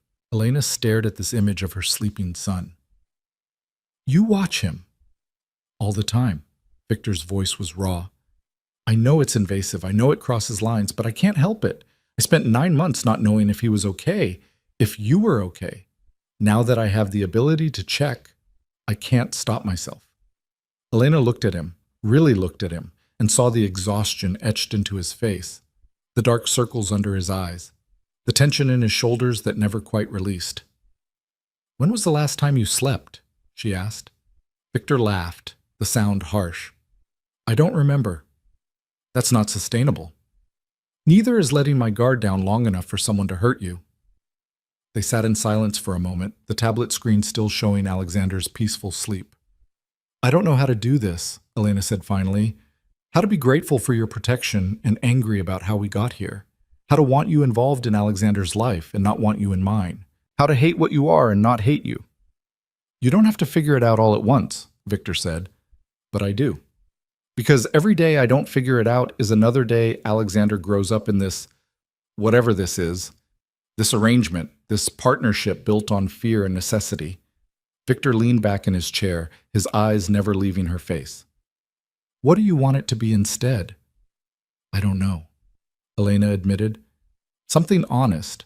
Something where I'm not constantly wondering what you're hiding, where I'm not constantly afraid. I can't promise you won't be afraid, Victor said. The world we live in, the enemies I've made, fear is reasonable. But I can promise honesty. Ask me anything, and I'll tell you the truth. Elena took a breath, then asked the question that had been eating at her since that night in Los Angeles. The man in the alley, the one you killed, did he have a family? Victor's expression didn't change, but something flickered in his eyes. Yes, a wife, 2 daughters. Where are they now? The wife moved back to her family in Nevada. I set up a trust for the daughter's education. They'll never know where the money came from. Elena's hands clenched in her lap. You think that makes it better? You think money erases what you did? No, Victor said. But it's all I can offer them. I can't bring him back. I can't undo the choice he made to sell information that got good people killed. All I can do is make sure his children don't suffer for his mistakes. And his wife? Does she get a say in whether she wants blood money paying for her kids' college?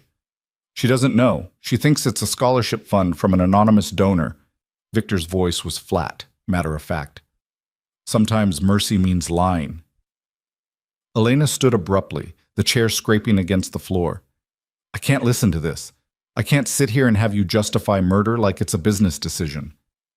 I'm not justifying it, Victor said, standing as well. I'm explaining it. You asked for honesty. This is what honesty looks like in my world. Then your world is broken. Yes, Victor agreed. It is. But it's the world our son was born into, and pretending otherwise won't keep him safe. Elena walked to the door, then stopped. Without turning around, she said, The trust fund for those girls. Make sure it's enough. Make sure they never have to worry about money, not just college. Everything. I will. She left him standing in the study and went upstairs to check on Alexander. He was still sleeping, exactly as he'd appeared on the camera feed. Elena stood by his crib, her hand resting on his small back, and tried to make sense of the impossible situation she'd accepted. Victor was a killer, a criminal, a man who operated outside the boundaries of law and morality. But he was also a father who watched his son sleep through a camera feed because 9 months of not knowing had left wounds that wouldn't heal. He was both things. And somehow, Elena had to figure out how to navigate a life where both things were true. The weeks that followed developed a strange rhythm. Elena spent her days with Alexander, learning the countless small details of keeping a tiny human alive and content. Margaret taught her about tummy time and developmental milestones. Sarah taught her about threat assessment and escape routes. And Victor, when he was there, existed in the periphery, present but not intrusive, available but not demanding. They ate dinner together sometimes, the 3 of them at the large dining room table that felt absurdly formal for takeout from whatever restaurant Victor had food delivered from. They'd talk about Alexander's latest accomplishment, holding his head up for 3 seconds, making eye contact, producing a smile that was probably just gas but felt like magic anyway. They didn't talk about Los Angeles, didn't talk about the FBI case or the enemies circling, didn't talk about the fact that they were essentially strangers playing house in the middle of nowhere, held together by nothing more substantial than shared DNA and mutual fear. It was almost peaceful, almost normal, until the night everything shattered. Elena woke to Alexander crying. Nothing unusual. He was due for a feeding. She rolled out of bed, still half asleep, and padded to the nursery. The window was open. Elena's blood turned to ice. She never opened that window. It was November in Wyoming, far too cold. And yet there it was, curtains billowing in the wind, letting in air that made the nursery feel like a freezer. She ran to Alexander's crib. He was there, crying but safe, his small body warm beneath the blankets. Elena scooped him up, her heart hammering, and back toward the panic room. That's when she saw it. On the changing table, placed carefully among the diapers and wipes, was a photograph. Elena knew she should run, should hit the panic button, should do anything except walk closer to look at that photograph. But she couldn't help herself. It showed her and Alexander from earlier that day. They'd been on the porch, Elena holding the baby while pointing out birds in the trees. The photo was taken from a distance, probably with a telephoto lens, but the image was clear enough to see their faces. On the back, written in neat block letters, was a message. Nice family. Would be a shame if something happened to them. Elena's hands shook so hard she nearly dropped both Alexander and the photograph. She stumbled backward, hit the panic button on the wall, and ran for the panic room. The bookshelf swung open at her touch. Victor must have programmed her fingerprints, and Elena threw herself inside, slamming the steel door behind her. Alexander was screaming now, picking up on her fear. Elena tried to soothe him with one hand while fumbling for the satellite phone with the other. She dialed the number Victor had made her memorize. He answered on the first ring. "Elena, what's wrong?" "Someone was in the nursery," she gasped. "Someone opened the window, left a photograph, a threat." "Are you in the panic room?" "Yes." "Good. Stay there. I'm 10 minutes out." "Victor, I'm already on my way. Don't open that door for anyone but me. I'll knock 3 times, pause, then twice more. That's the signal. Don't open it for anything else." The line went dead. Elena sat on the floor of the panic room. Alexander pressed against her chest and waited. The panic room was smaller than Elena had imagined when Sarah first mentioned it, maybe 8 feet by 10, with supplies stacked neatly on metal shelving and a single chair bolted to the floor. Emergency lights cast everything in a harsh white glow that made her eyes ache.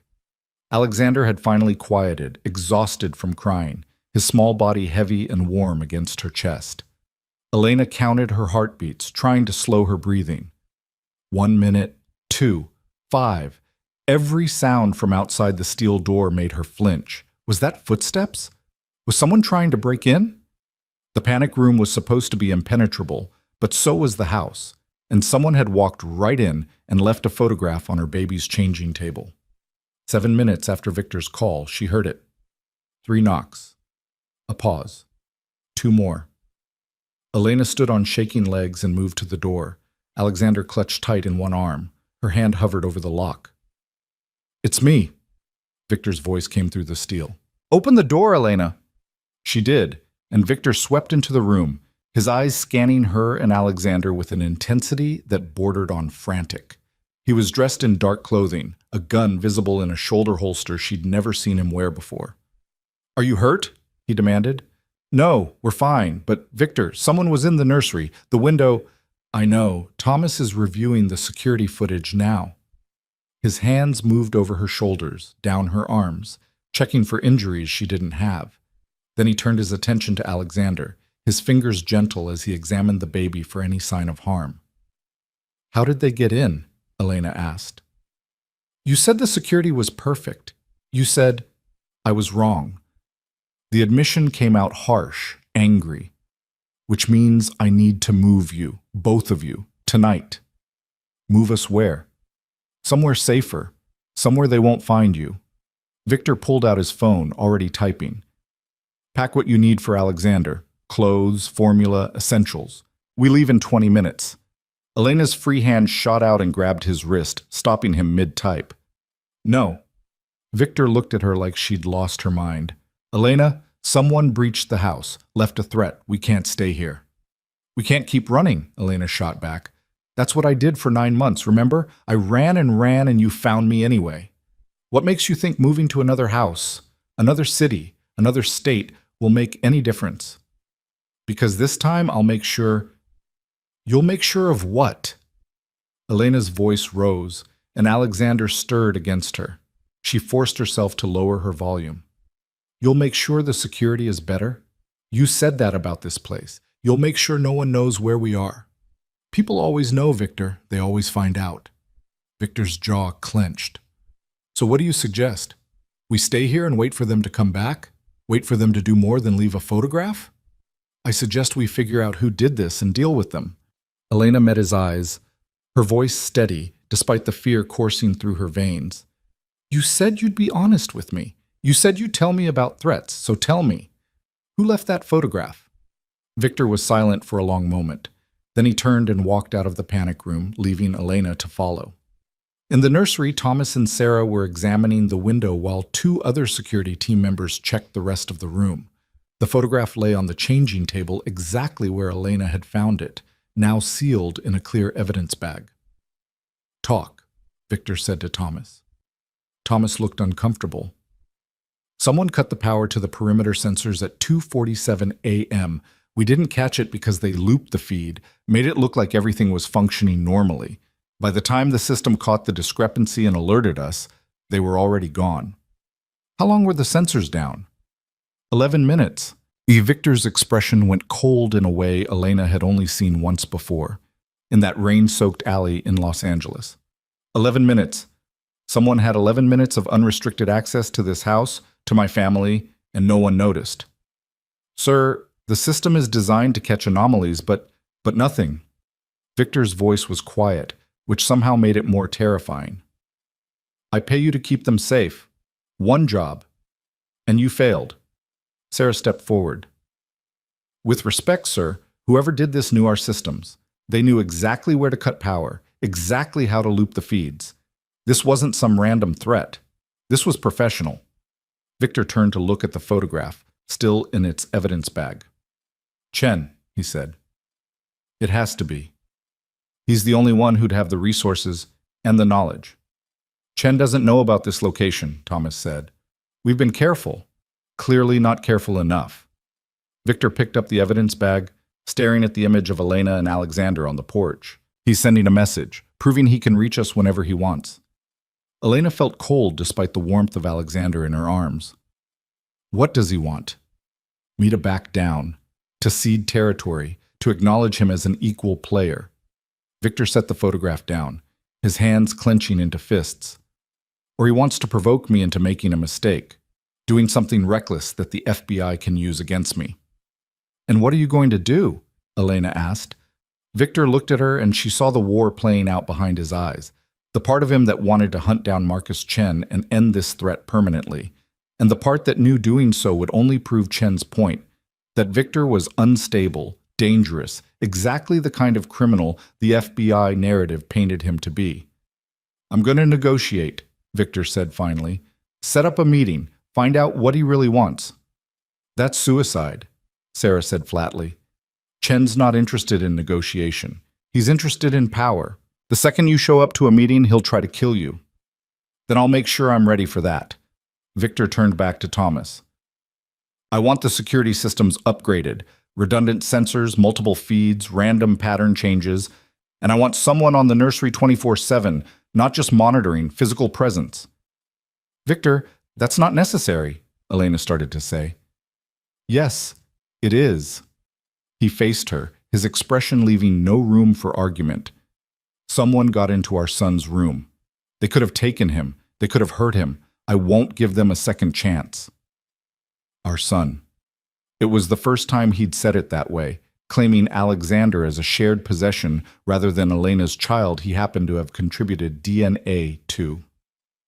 "I want to be there," Elena said. "When you meet with Chen, I want to hear what he has to say." "Absolutely not. It's not a request." Elena shifted Alexander to her shoulder, her chin lifting. "You said we're partners. You said you'd be honest with me. That means I get to be part of decisions that affect my safety and Alexander's. If you're going to negotiate with the man who threatened us, I deserve to be there." "Elena, these meetings can turn violent without warning. I won't risk—" "You're already risking everything by going yourself," Elena interrupted.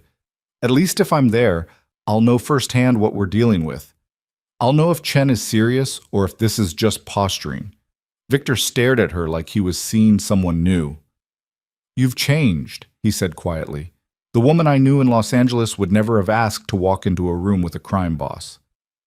"The woman you knew in Los Angeles didn't have a child to protect," Elena replied. "And she didn't understand that running and hiding doesn't keep you safe. It just makes you easier to control." Something flickered in Victor's expression. Pride, maybe, or concern. Possibly both. "Fine," he said, "but you follow my lead. You don't speak unless I tell you to. And at the first sign of trouble, you do exactly what I say without question." "Agreed." Thomas and Sarah exchanged glances that suggested they thought both Victor and Elena had lost their minds. But neither of them argued.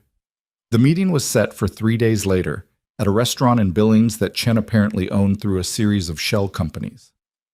Victor spent those 3 days preparing, running through scenarios with his security team, making contingency plans, arranging backup in case things went wrong.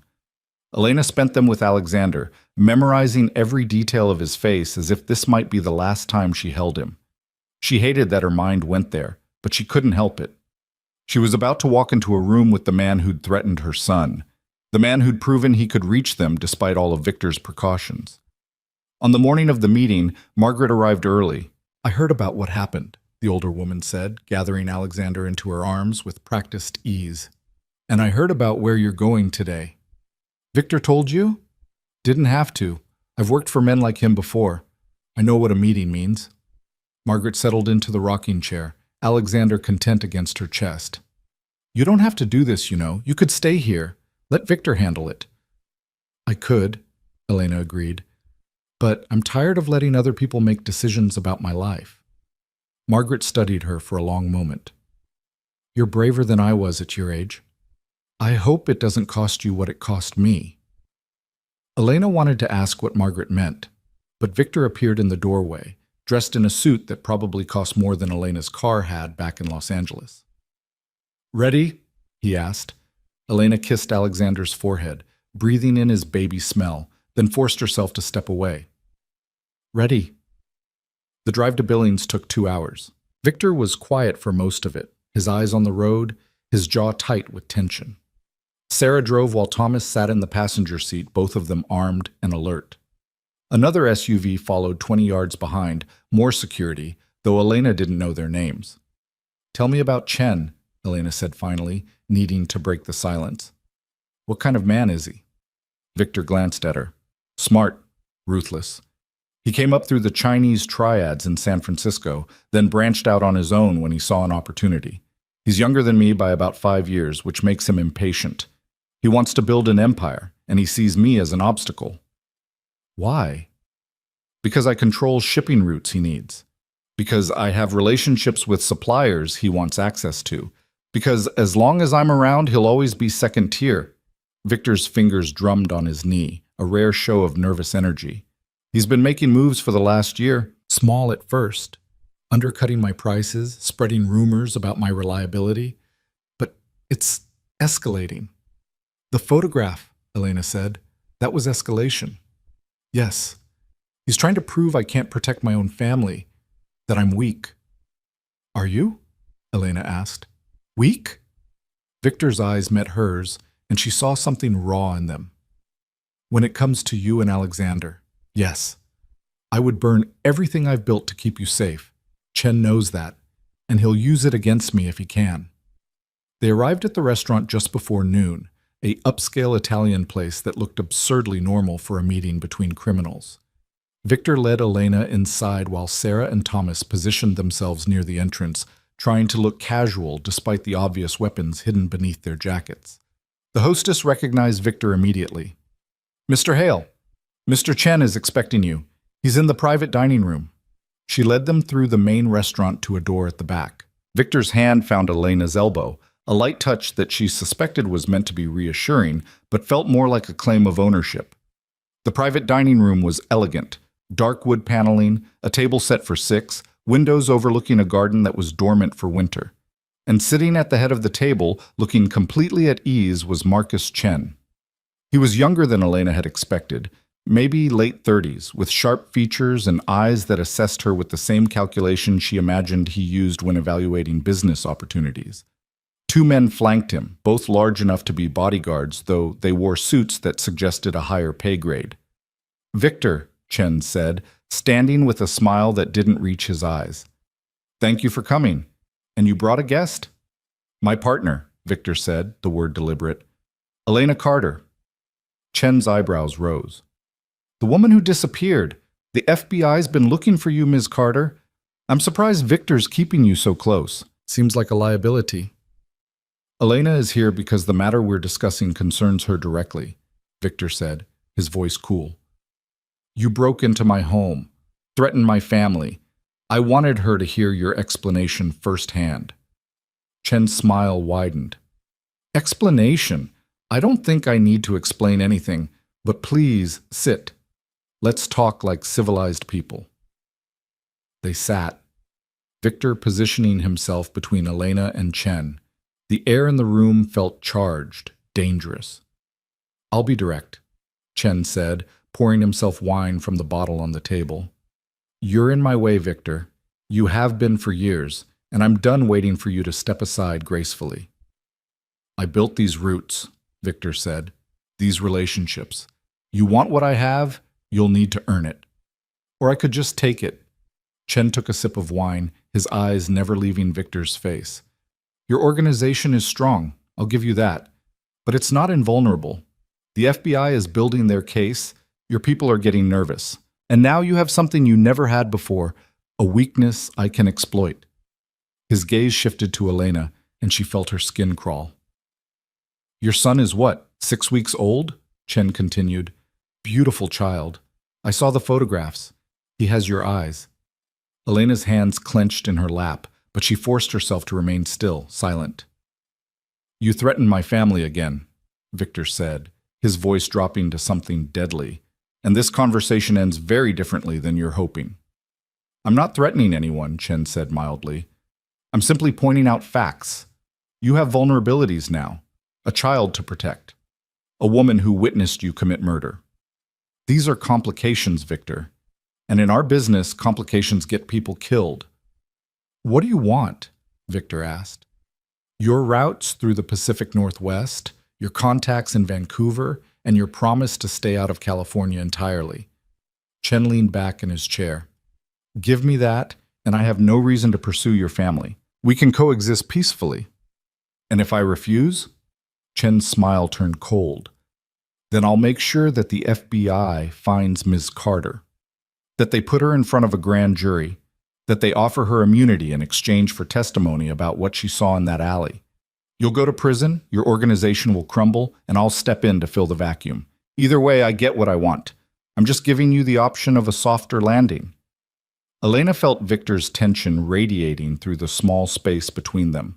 This was the moment Chen had been building toward. The threat wrapped in an offer, the illusion of choice that was really just another cage. But before Victor could respond, Elena spoke. No.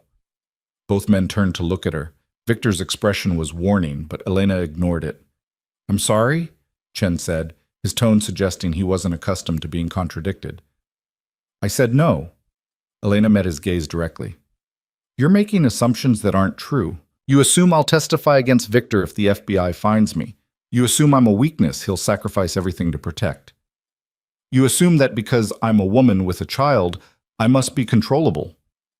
Elena, Victor started, but she cut him off. I ran from Victor for 9 months, she continued, her voice steady.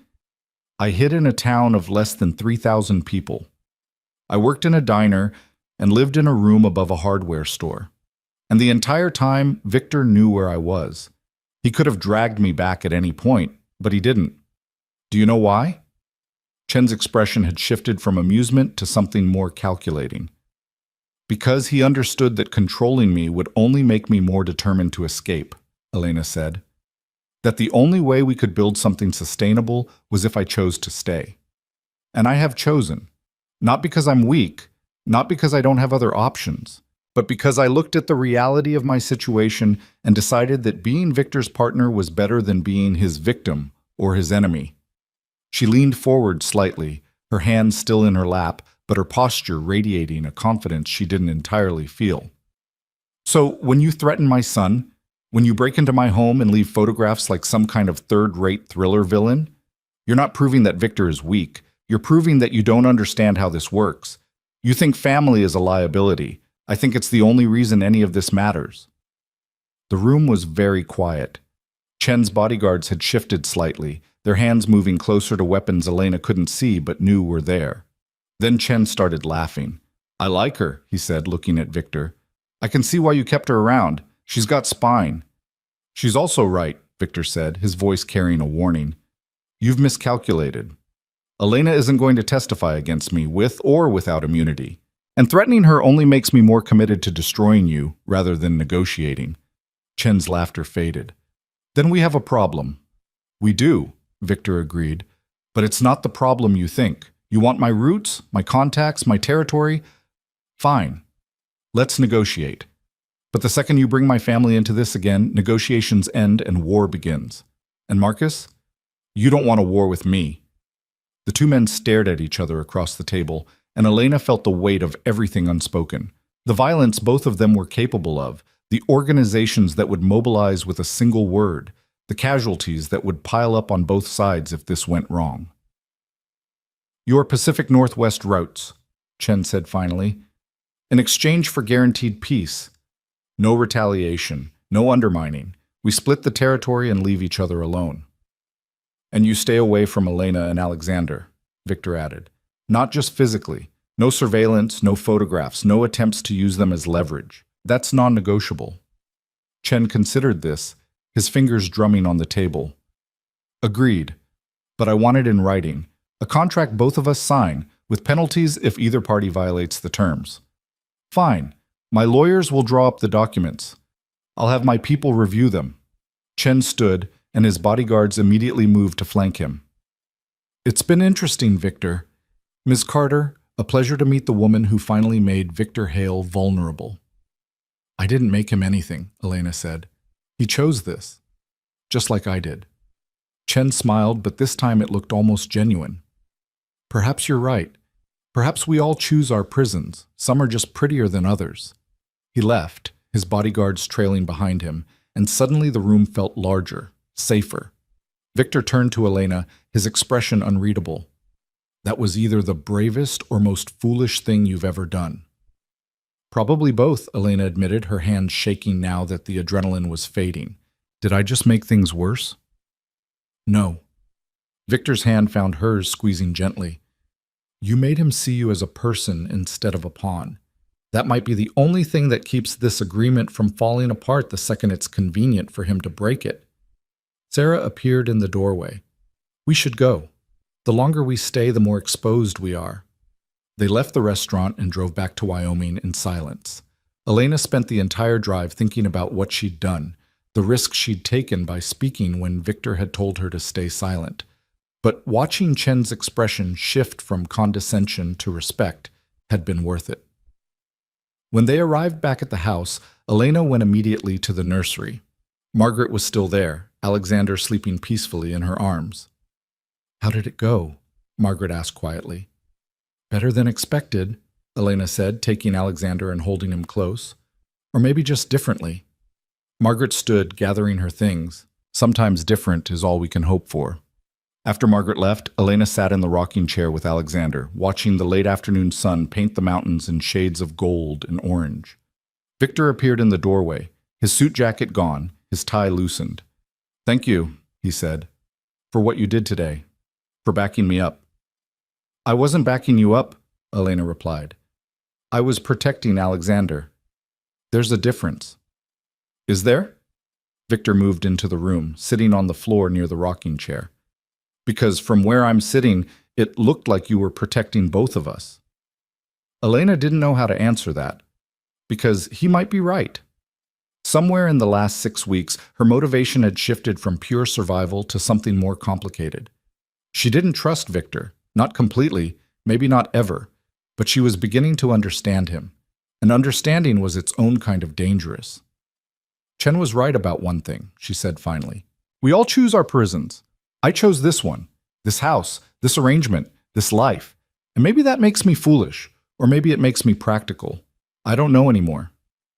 It makes you human, Victor said, and it makes you the best mother Alexander could ask for. Elena looked down at her son, at the small face that was growing more distinct every day. He had Victor's dark hair, her nose, eyes that were still that unfocused newborn blue, but might eventually settle into something entirely his own. I need to know something, she said, and I need you to answer honestly. Always. If Chen had refused the deal, if he'd pushed for war instead of negotiation, would you have walked away, for us, or would you have fought? Victor was quiet for a long moment. I would have done whatever it took to keep you both safe, even if that meant burning everything else to the ground. That's what I thought. Elena's voice was soft, not quite sad, but not quite anything else either. And that's the problem, isn't it? You'd sacrifice anything for us, your business, your freedom, your life. But you can't see that sometimes the most dangerous thing isn't the enemy outside. It's the choices we make when we're afraid of losing what we love. I don't know how to be anything else, Victor admitted. How to care less. How to not see every threat as something that needs to be eliminated. I'm not asking you to care less, Elena said. I'm asking you to trust that I can help carry the weight. That we can figure this out together instead of you trying to control everything to keep us safe. Victor looked up at her, and in his eyes, she saw exhaustion and fear and something that might have been hope. I don't know if I can do that, he said honestly, but I want to try. Then that's enough, Elena said. For now, that's enough. They sat together in the fading light, the three of them, and for the first time since that rain-soaked night in Los Angeles, Elena felt like maybe they weren't just surviving. Maybe, impossibly, they were building something that could last. The contract with Chen arrived 2 weeks later, 40 pages of legal language that essentially boiled down to mutual non-aggression and territorial division. Victor's lawyers reviewed it, found no obvious loopholes, and Victor signed. Chen signed 2 days later, and just like that, one threat was neutralized. But Elena had learned enough by now to know that eliminating one threat just meant another would eventually surface.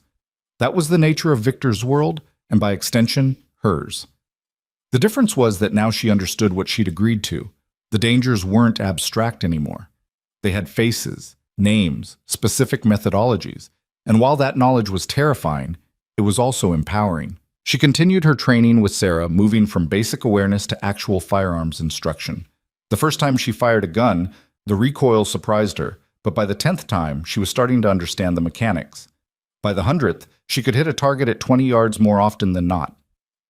"You're a natural," Sarah said one afternoon, watching Elena reload with increasing confidence.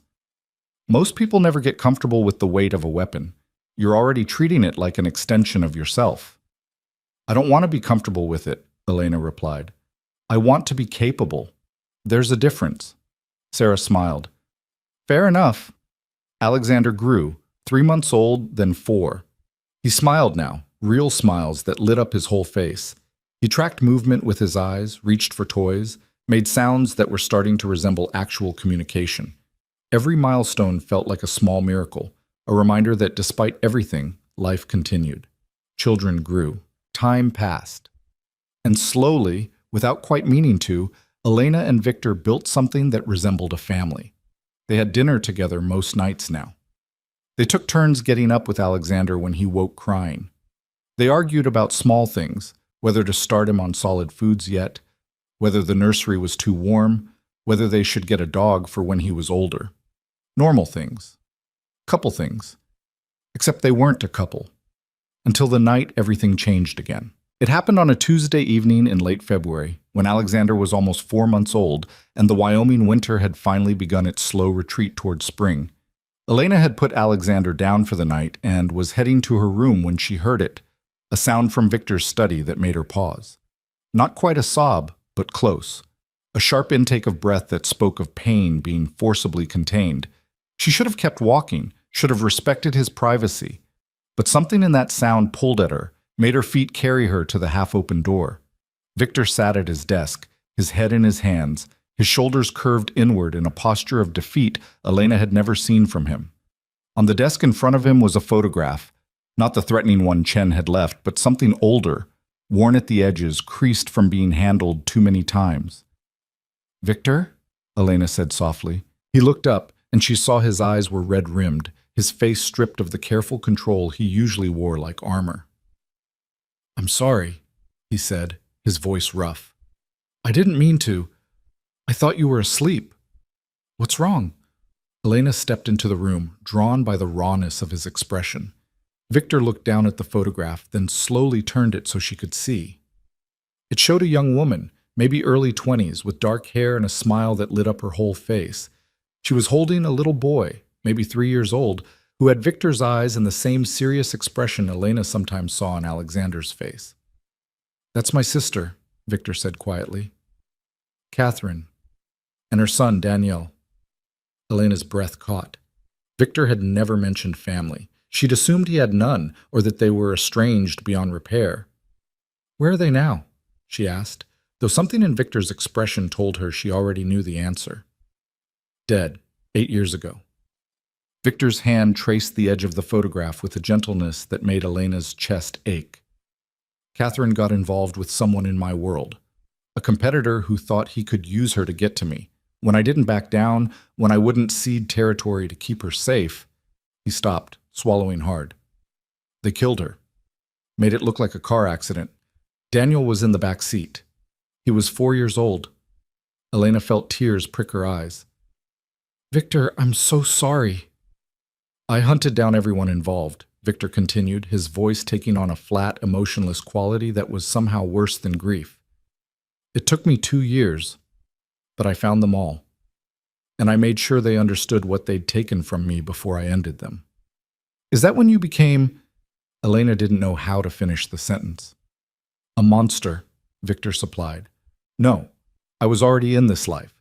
But that's when I stopped pretending there were lines I wouldn't cross.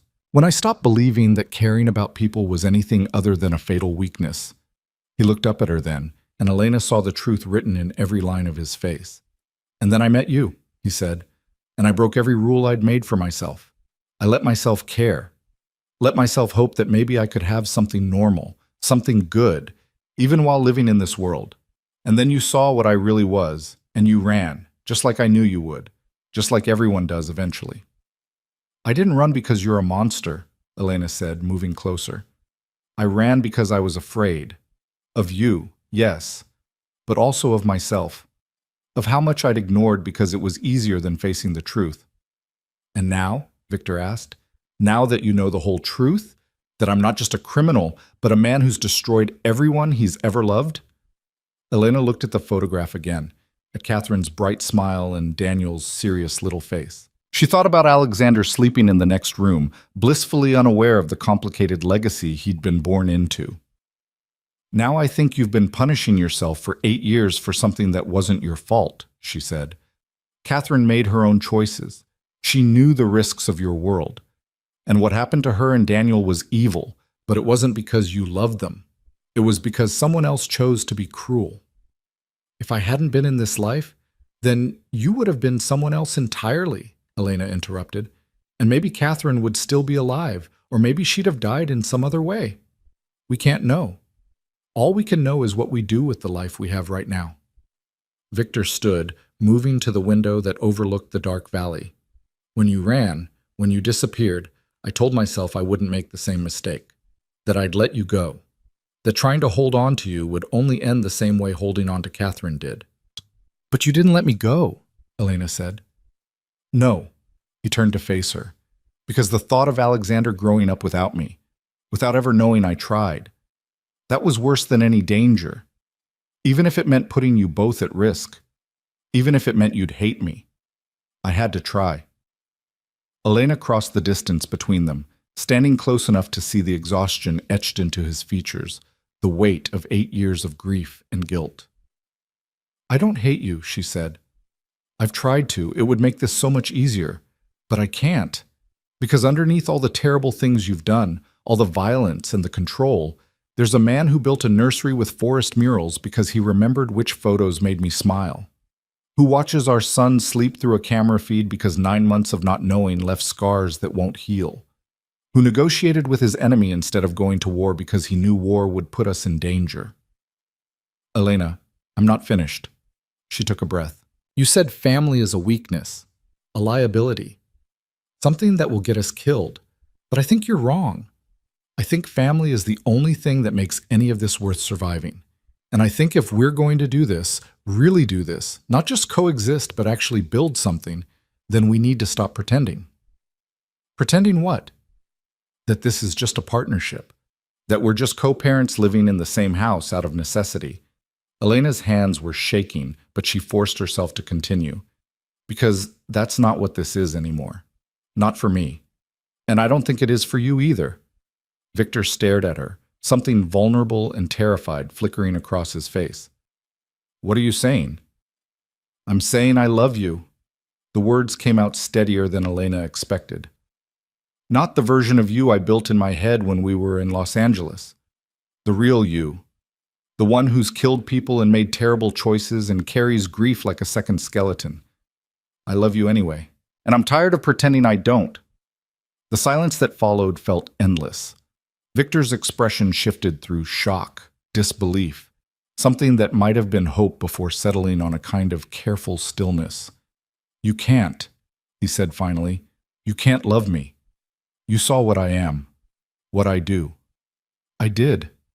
I do. And I love you anyway.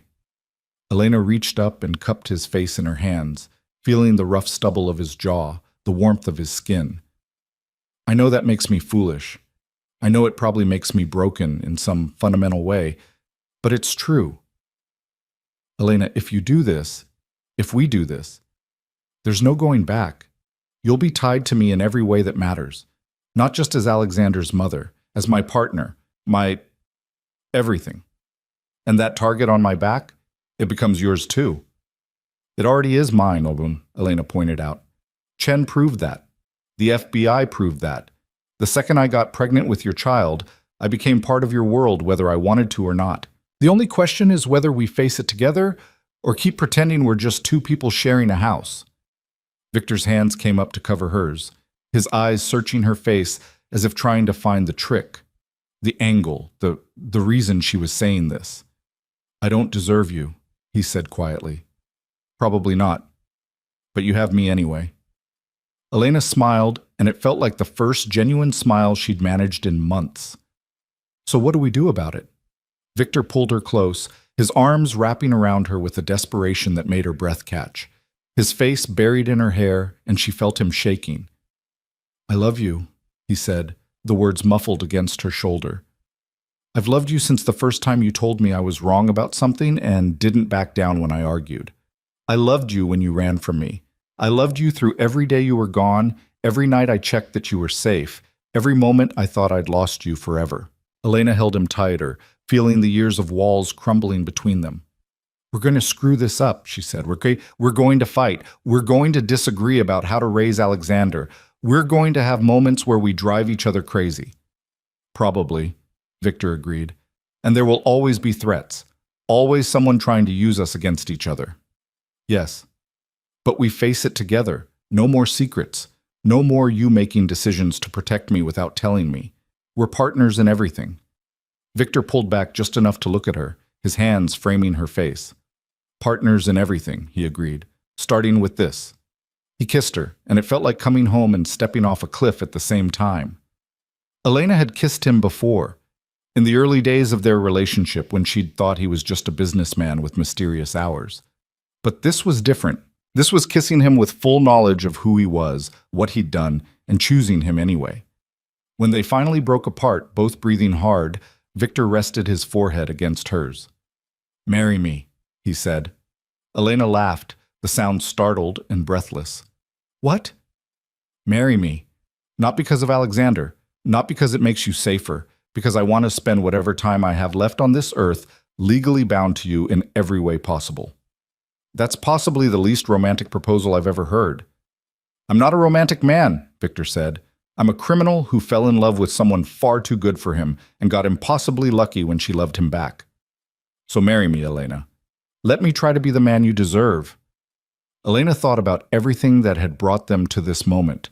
The rain-soaked alley, the months of running, the emergency delivery in a blizzard, the photograph on the changing table, the meeting with Chen, all the fear and anger and impossible choices that had led to her standing in Victor's arms, being asked to tie herself to him permanently.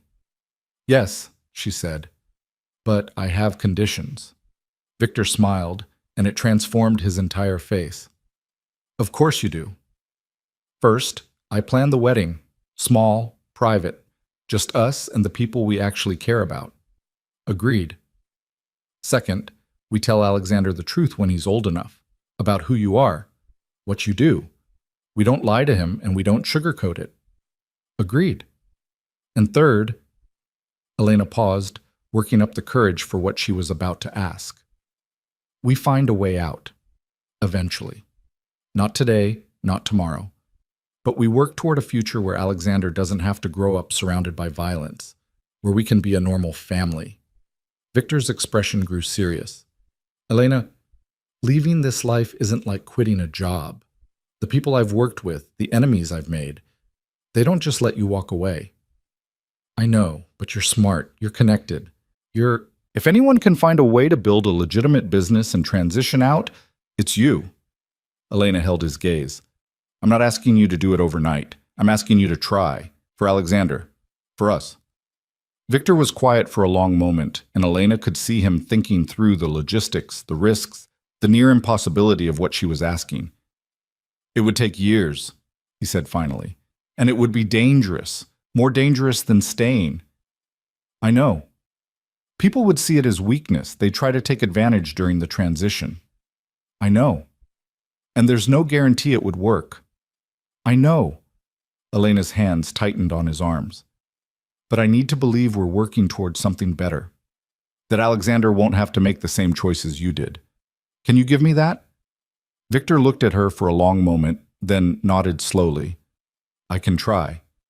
But Elena, you have to understand, if it comes down to your safety or a clean exit, I'm choosing your safety every time. Then we'll just have to make sure it doesn't come down to that choice. Elena kissed him again, sealing the promise between them. They were married 3 weeks later in the living room of the Wyoming house, with only Margaret, Dr. Roth, and Victor's lawyer as witnesses. Alexander slept through most of the ceremony in Margaret's arms, waking only when the officiant pronounced them husband and wife. Elena wore a simple ivory dress she'd ordered online. Victor wore the same suit he'd worn to meet with Chen, though he'd bought a new tie for the occasion. There were no flowers, no grand gestures, no pretense that this was anything other than what it was. Two people choosing each other despite every logical reason not to. When the officiant asked if they had rings, Victor produced 2 simple gold bands. He slipped one on Elena's finger, and she saw her hands were shaking as she did the same for him. I now pronounce you husband and wife, the officiant said, and Victor kissed her while Margaret sniffled and Dr. Roth smiled and the lawyer pretended to check his phone to give them a moment of privacy. The reception was pizza delivered from the nearest town, and champagne Victor had been saving for an occasion he'd thought would never come. They ate and toasted, and Margaret told embarrassing stories about both of them while Alexander gurgled contentedly in his bassinet. It was small and imperfect, and more real than anything Elena had ever experienced. That night, after everyone had left and Alexander was asleep in his crib, Elena and Victor lay tangled together in a bed they'd finally agreed to share. How do you feel? Victor asked, his fingers tracing lazy patterns on her shoulder. Terrified, Elena admitted, and happy. Is that possible? To be both at once? I think it might be the only way to feel in our situation. Victor pressed a kiss to her forehead. But we'll figure it out. Together. Together, Elena agreed. The months that followed were far from easy. Victor began the slow, delicate process of extracting himself from the more dangerous aspects of his business. He sold off operations that couldn't be legitimized, invested in companies that could withstand legal scrutiny, and started building relationships with people who operated above board. It was slow work, painstaking, and dangerous, just as he'd warned. Twice, people tried to take advantage of what they saw as Victor's weakness. Once, someone attempted to breach the security perimeter again, though this time Sarah caught them before they got within 100 yards of the house. But progress was progress. By the time Alexander turned 1 year old, taking his first wobbly steps across the living room floor, Victor's legitimate business interests outweighed his criminal ones for the first time in his adult life. The FBI investigation stalled. Without fresh evidence and with their key witnesses going silent, the case gradually lost momentum. The prosecutor moved on to easier targets. The surveillance ended. Chen honored their agreement, staying in his territory while Victor stayed in his. They'd never be friends, but they'd found a way to coexist. And slowly, impossibly, Elena and Victor built the family they'd both thought was beyond their reach. They had their fights. Spectacular ones sometimes, usually about Victor's tendency to make unilateral decisions when he thought Elena was in danger. She'd storm off to the guest room and he'd give her an hour before showing up with apologies and promises to do better. They had their compromises. Elena accepted that security would always be present. Victor accepted that she wouldn't be controlled or coddled, and they had their moments of grace. Alexander's first word was Dada, and Victor cried. Elena taught Alexander to love books, reading to him every night before bed. They celebrated holidays with Margaret and Dr. Roth, building chosen family from the people who'd helped them survive. On Alexander's second birthday, Elena found Victor in the nursery that wasn't a nursery anymore, but a toddler's room with a big boy bed and walls covered in hand-drawn pictures. "I've been thinking," Victor said, not looking up from where he was organizing stuffed animals. "Dangerous," Elena teased, "about the future, about what comes next." He turned to face her. "My lawyer thinks we're about 18 months from being completely clean. All legal holdings, all legitimate income. We could move then, somewhere less isolated, give Alexander other kids to play with, give you a life that doesn't revolve around security protocols." Elena's heart leapt. "Really? You mean it?" "I do. But Elena, even when we're legitimate, there will always be people who remember what I was, who might try to use that against us. We'll never be completely safe."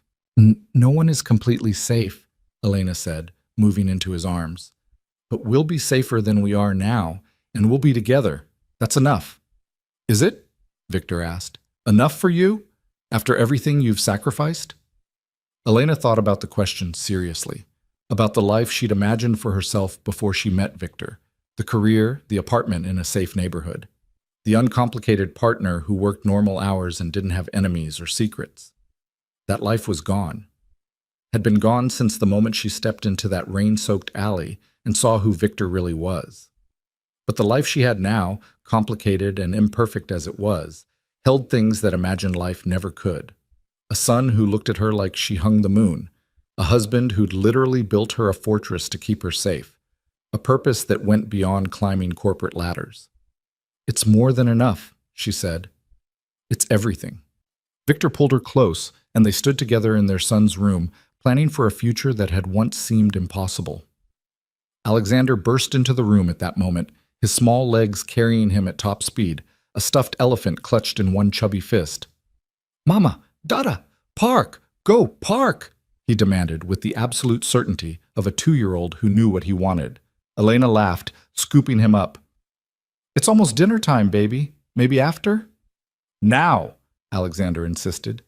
Victor met Elena's eyes over their son's head, and something passed between them, understanding, affection, the shared exhaustion and joy of parenting a determined toddler. 15 minutes at the park," Victor said. "Then dinner. Deal?" "Deal!" Alexander shouted, squirming to be put down so he could run to get his shoes. As they bundled Alexander into his coat and headed outside, Elena felt something settle in her chest. Not quite peace. She wasn't sure people like them ever got peace. But something close. Contentment, maybe. Acceptance. She'd run from Victor once, run from the truth of who he was and what that meant for her life. But running hadn't saved her. It had only delayed the inevitable. Love had saved her. Messy, complicated, often frustrating love that refused to fit into neat categories or follow logical rules. She loved a man who'd killed people, who'd built an empire on activities that existed in legal gray areas at best, who'd threatened and manipulated to get what he wanted. But she also loved a man who'd remembered which photos made her smile and used them to paint murals in their son's nursery, who'd sat in a hospital waiting room for 2 days because he couldn't bear to leave while she recovered, who was actively dismantling the life he'd built because she'd asked him to give their son something better. People weren't simple. Love wasn't simple. And maybe that was okay. At the park, really just a cleared area with some playground equipment Thomas had installed last summer, Alexander ran straight for the swings. "Push," he demanded, and Victor lifted him into the child seat, pushing gently while Alexander shrieked with delight. Elena sat on a nearby bench, watching her husband and son play in the fading afternoon light. The security cameras were hidden in the trees. The perimeter sensors would alert them to any approaching vehicles. And somewhere in the house, Sarah and Thomas were monitoring feeds and ensuring that this small moment of normalcy stayed safe. But for now, in this moment, they were just a family. Victor caught her eye and smiled, and Elena smiled back, thinking about weddings and promises and futures that looked nothing like what they'd planned but somehow turned out right anyway. "Higher, Dada! Higher!" Alexander shouted, and Victor obliged, his laughter mixing with their son's. Elena pulled out her phone and took a picture, her boys silhouetted against the Wyoming sky, caught in a moment of pure joy.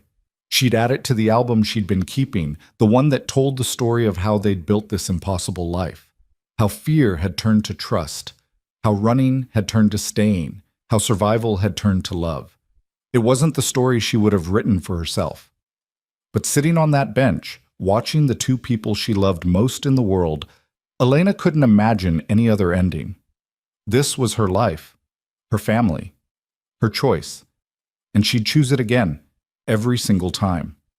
Alexander's delighted screams echoed across the valley as Victor pushed him higher, and Elena closed her eyes, letting the sound of her son's laughter wash over her like a benediction. They'd made it. Against all odds, through all the fear and violence and impossible choices, they'd made it to the other side. And whatever came next, they'd face it together, just as they'd promised, just as they'd chosen, forever.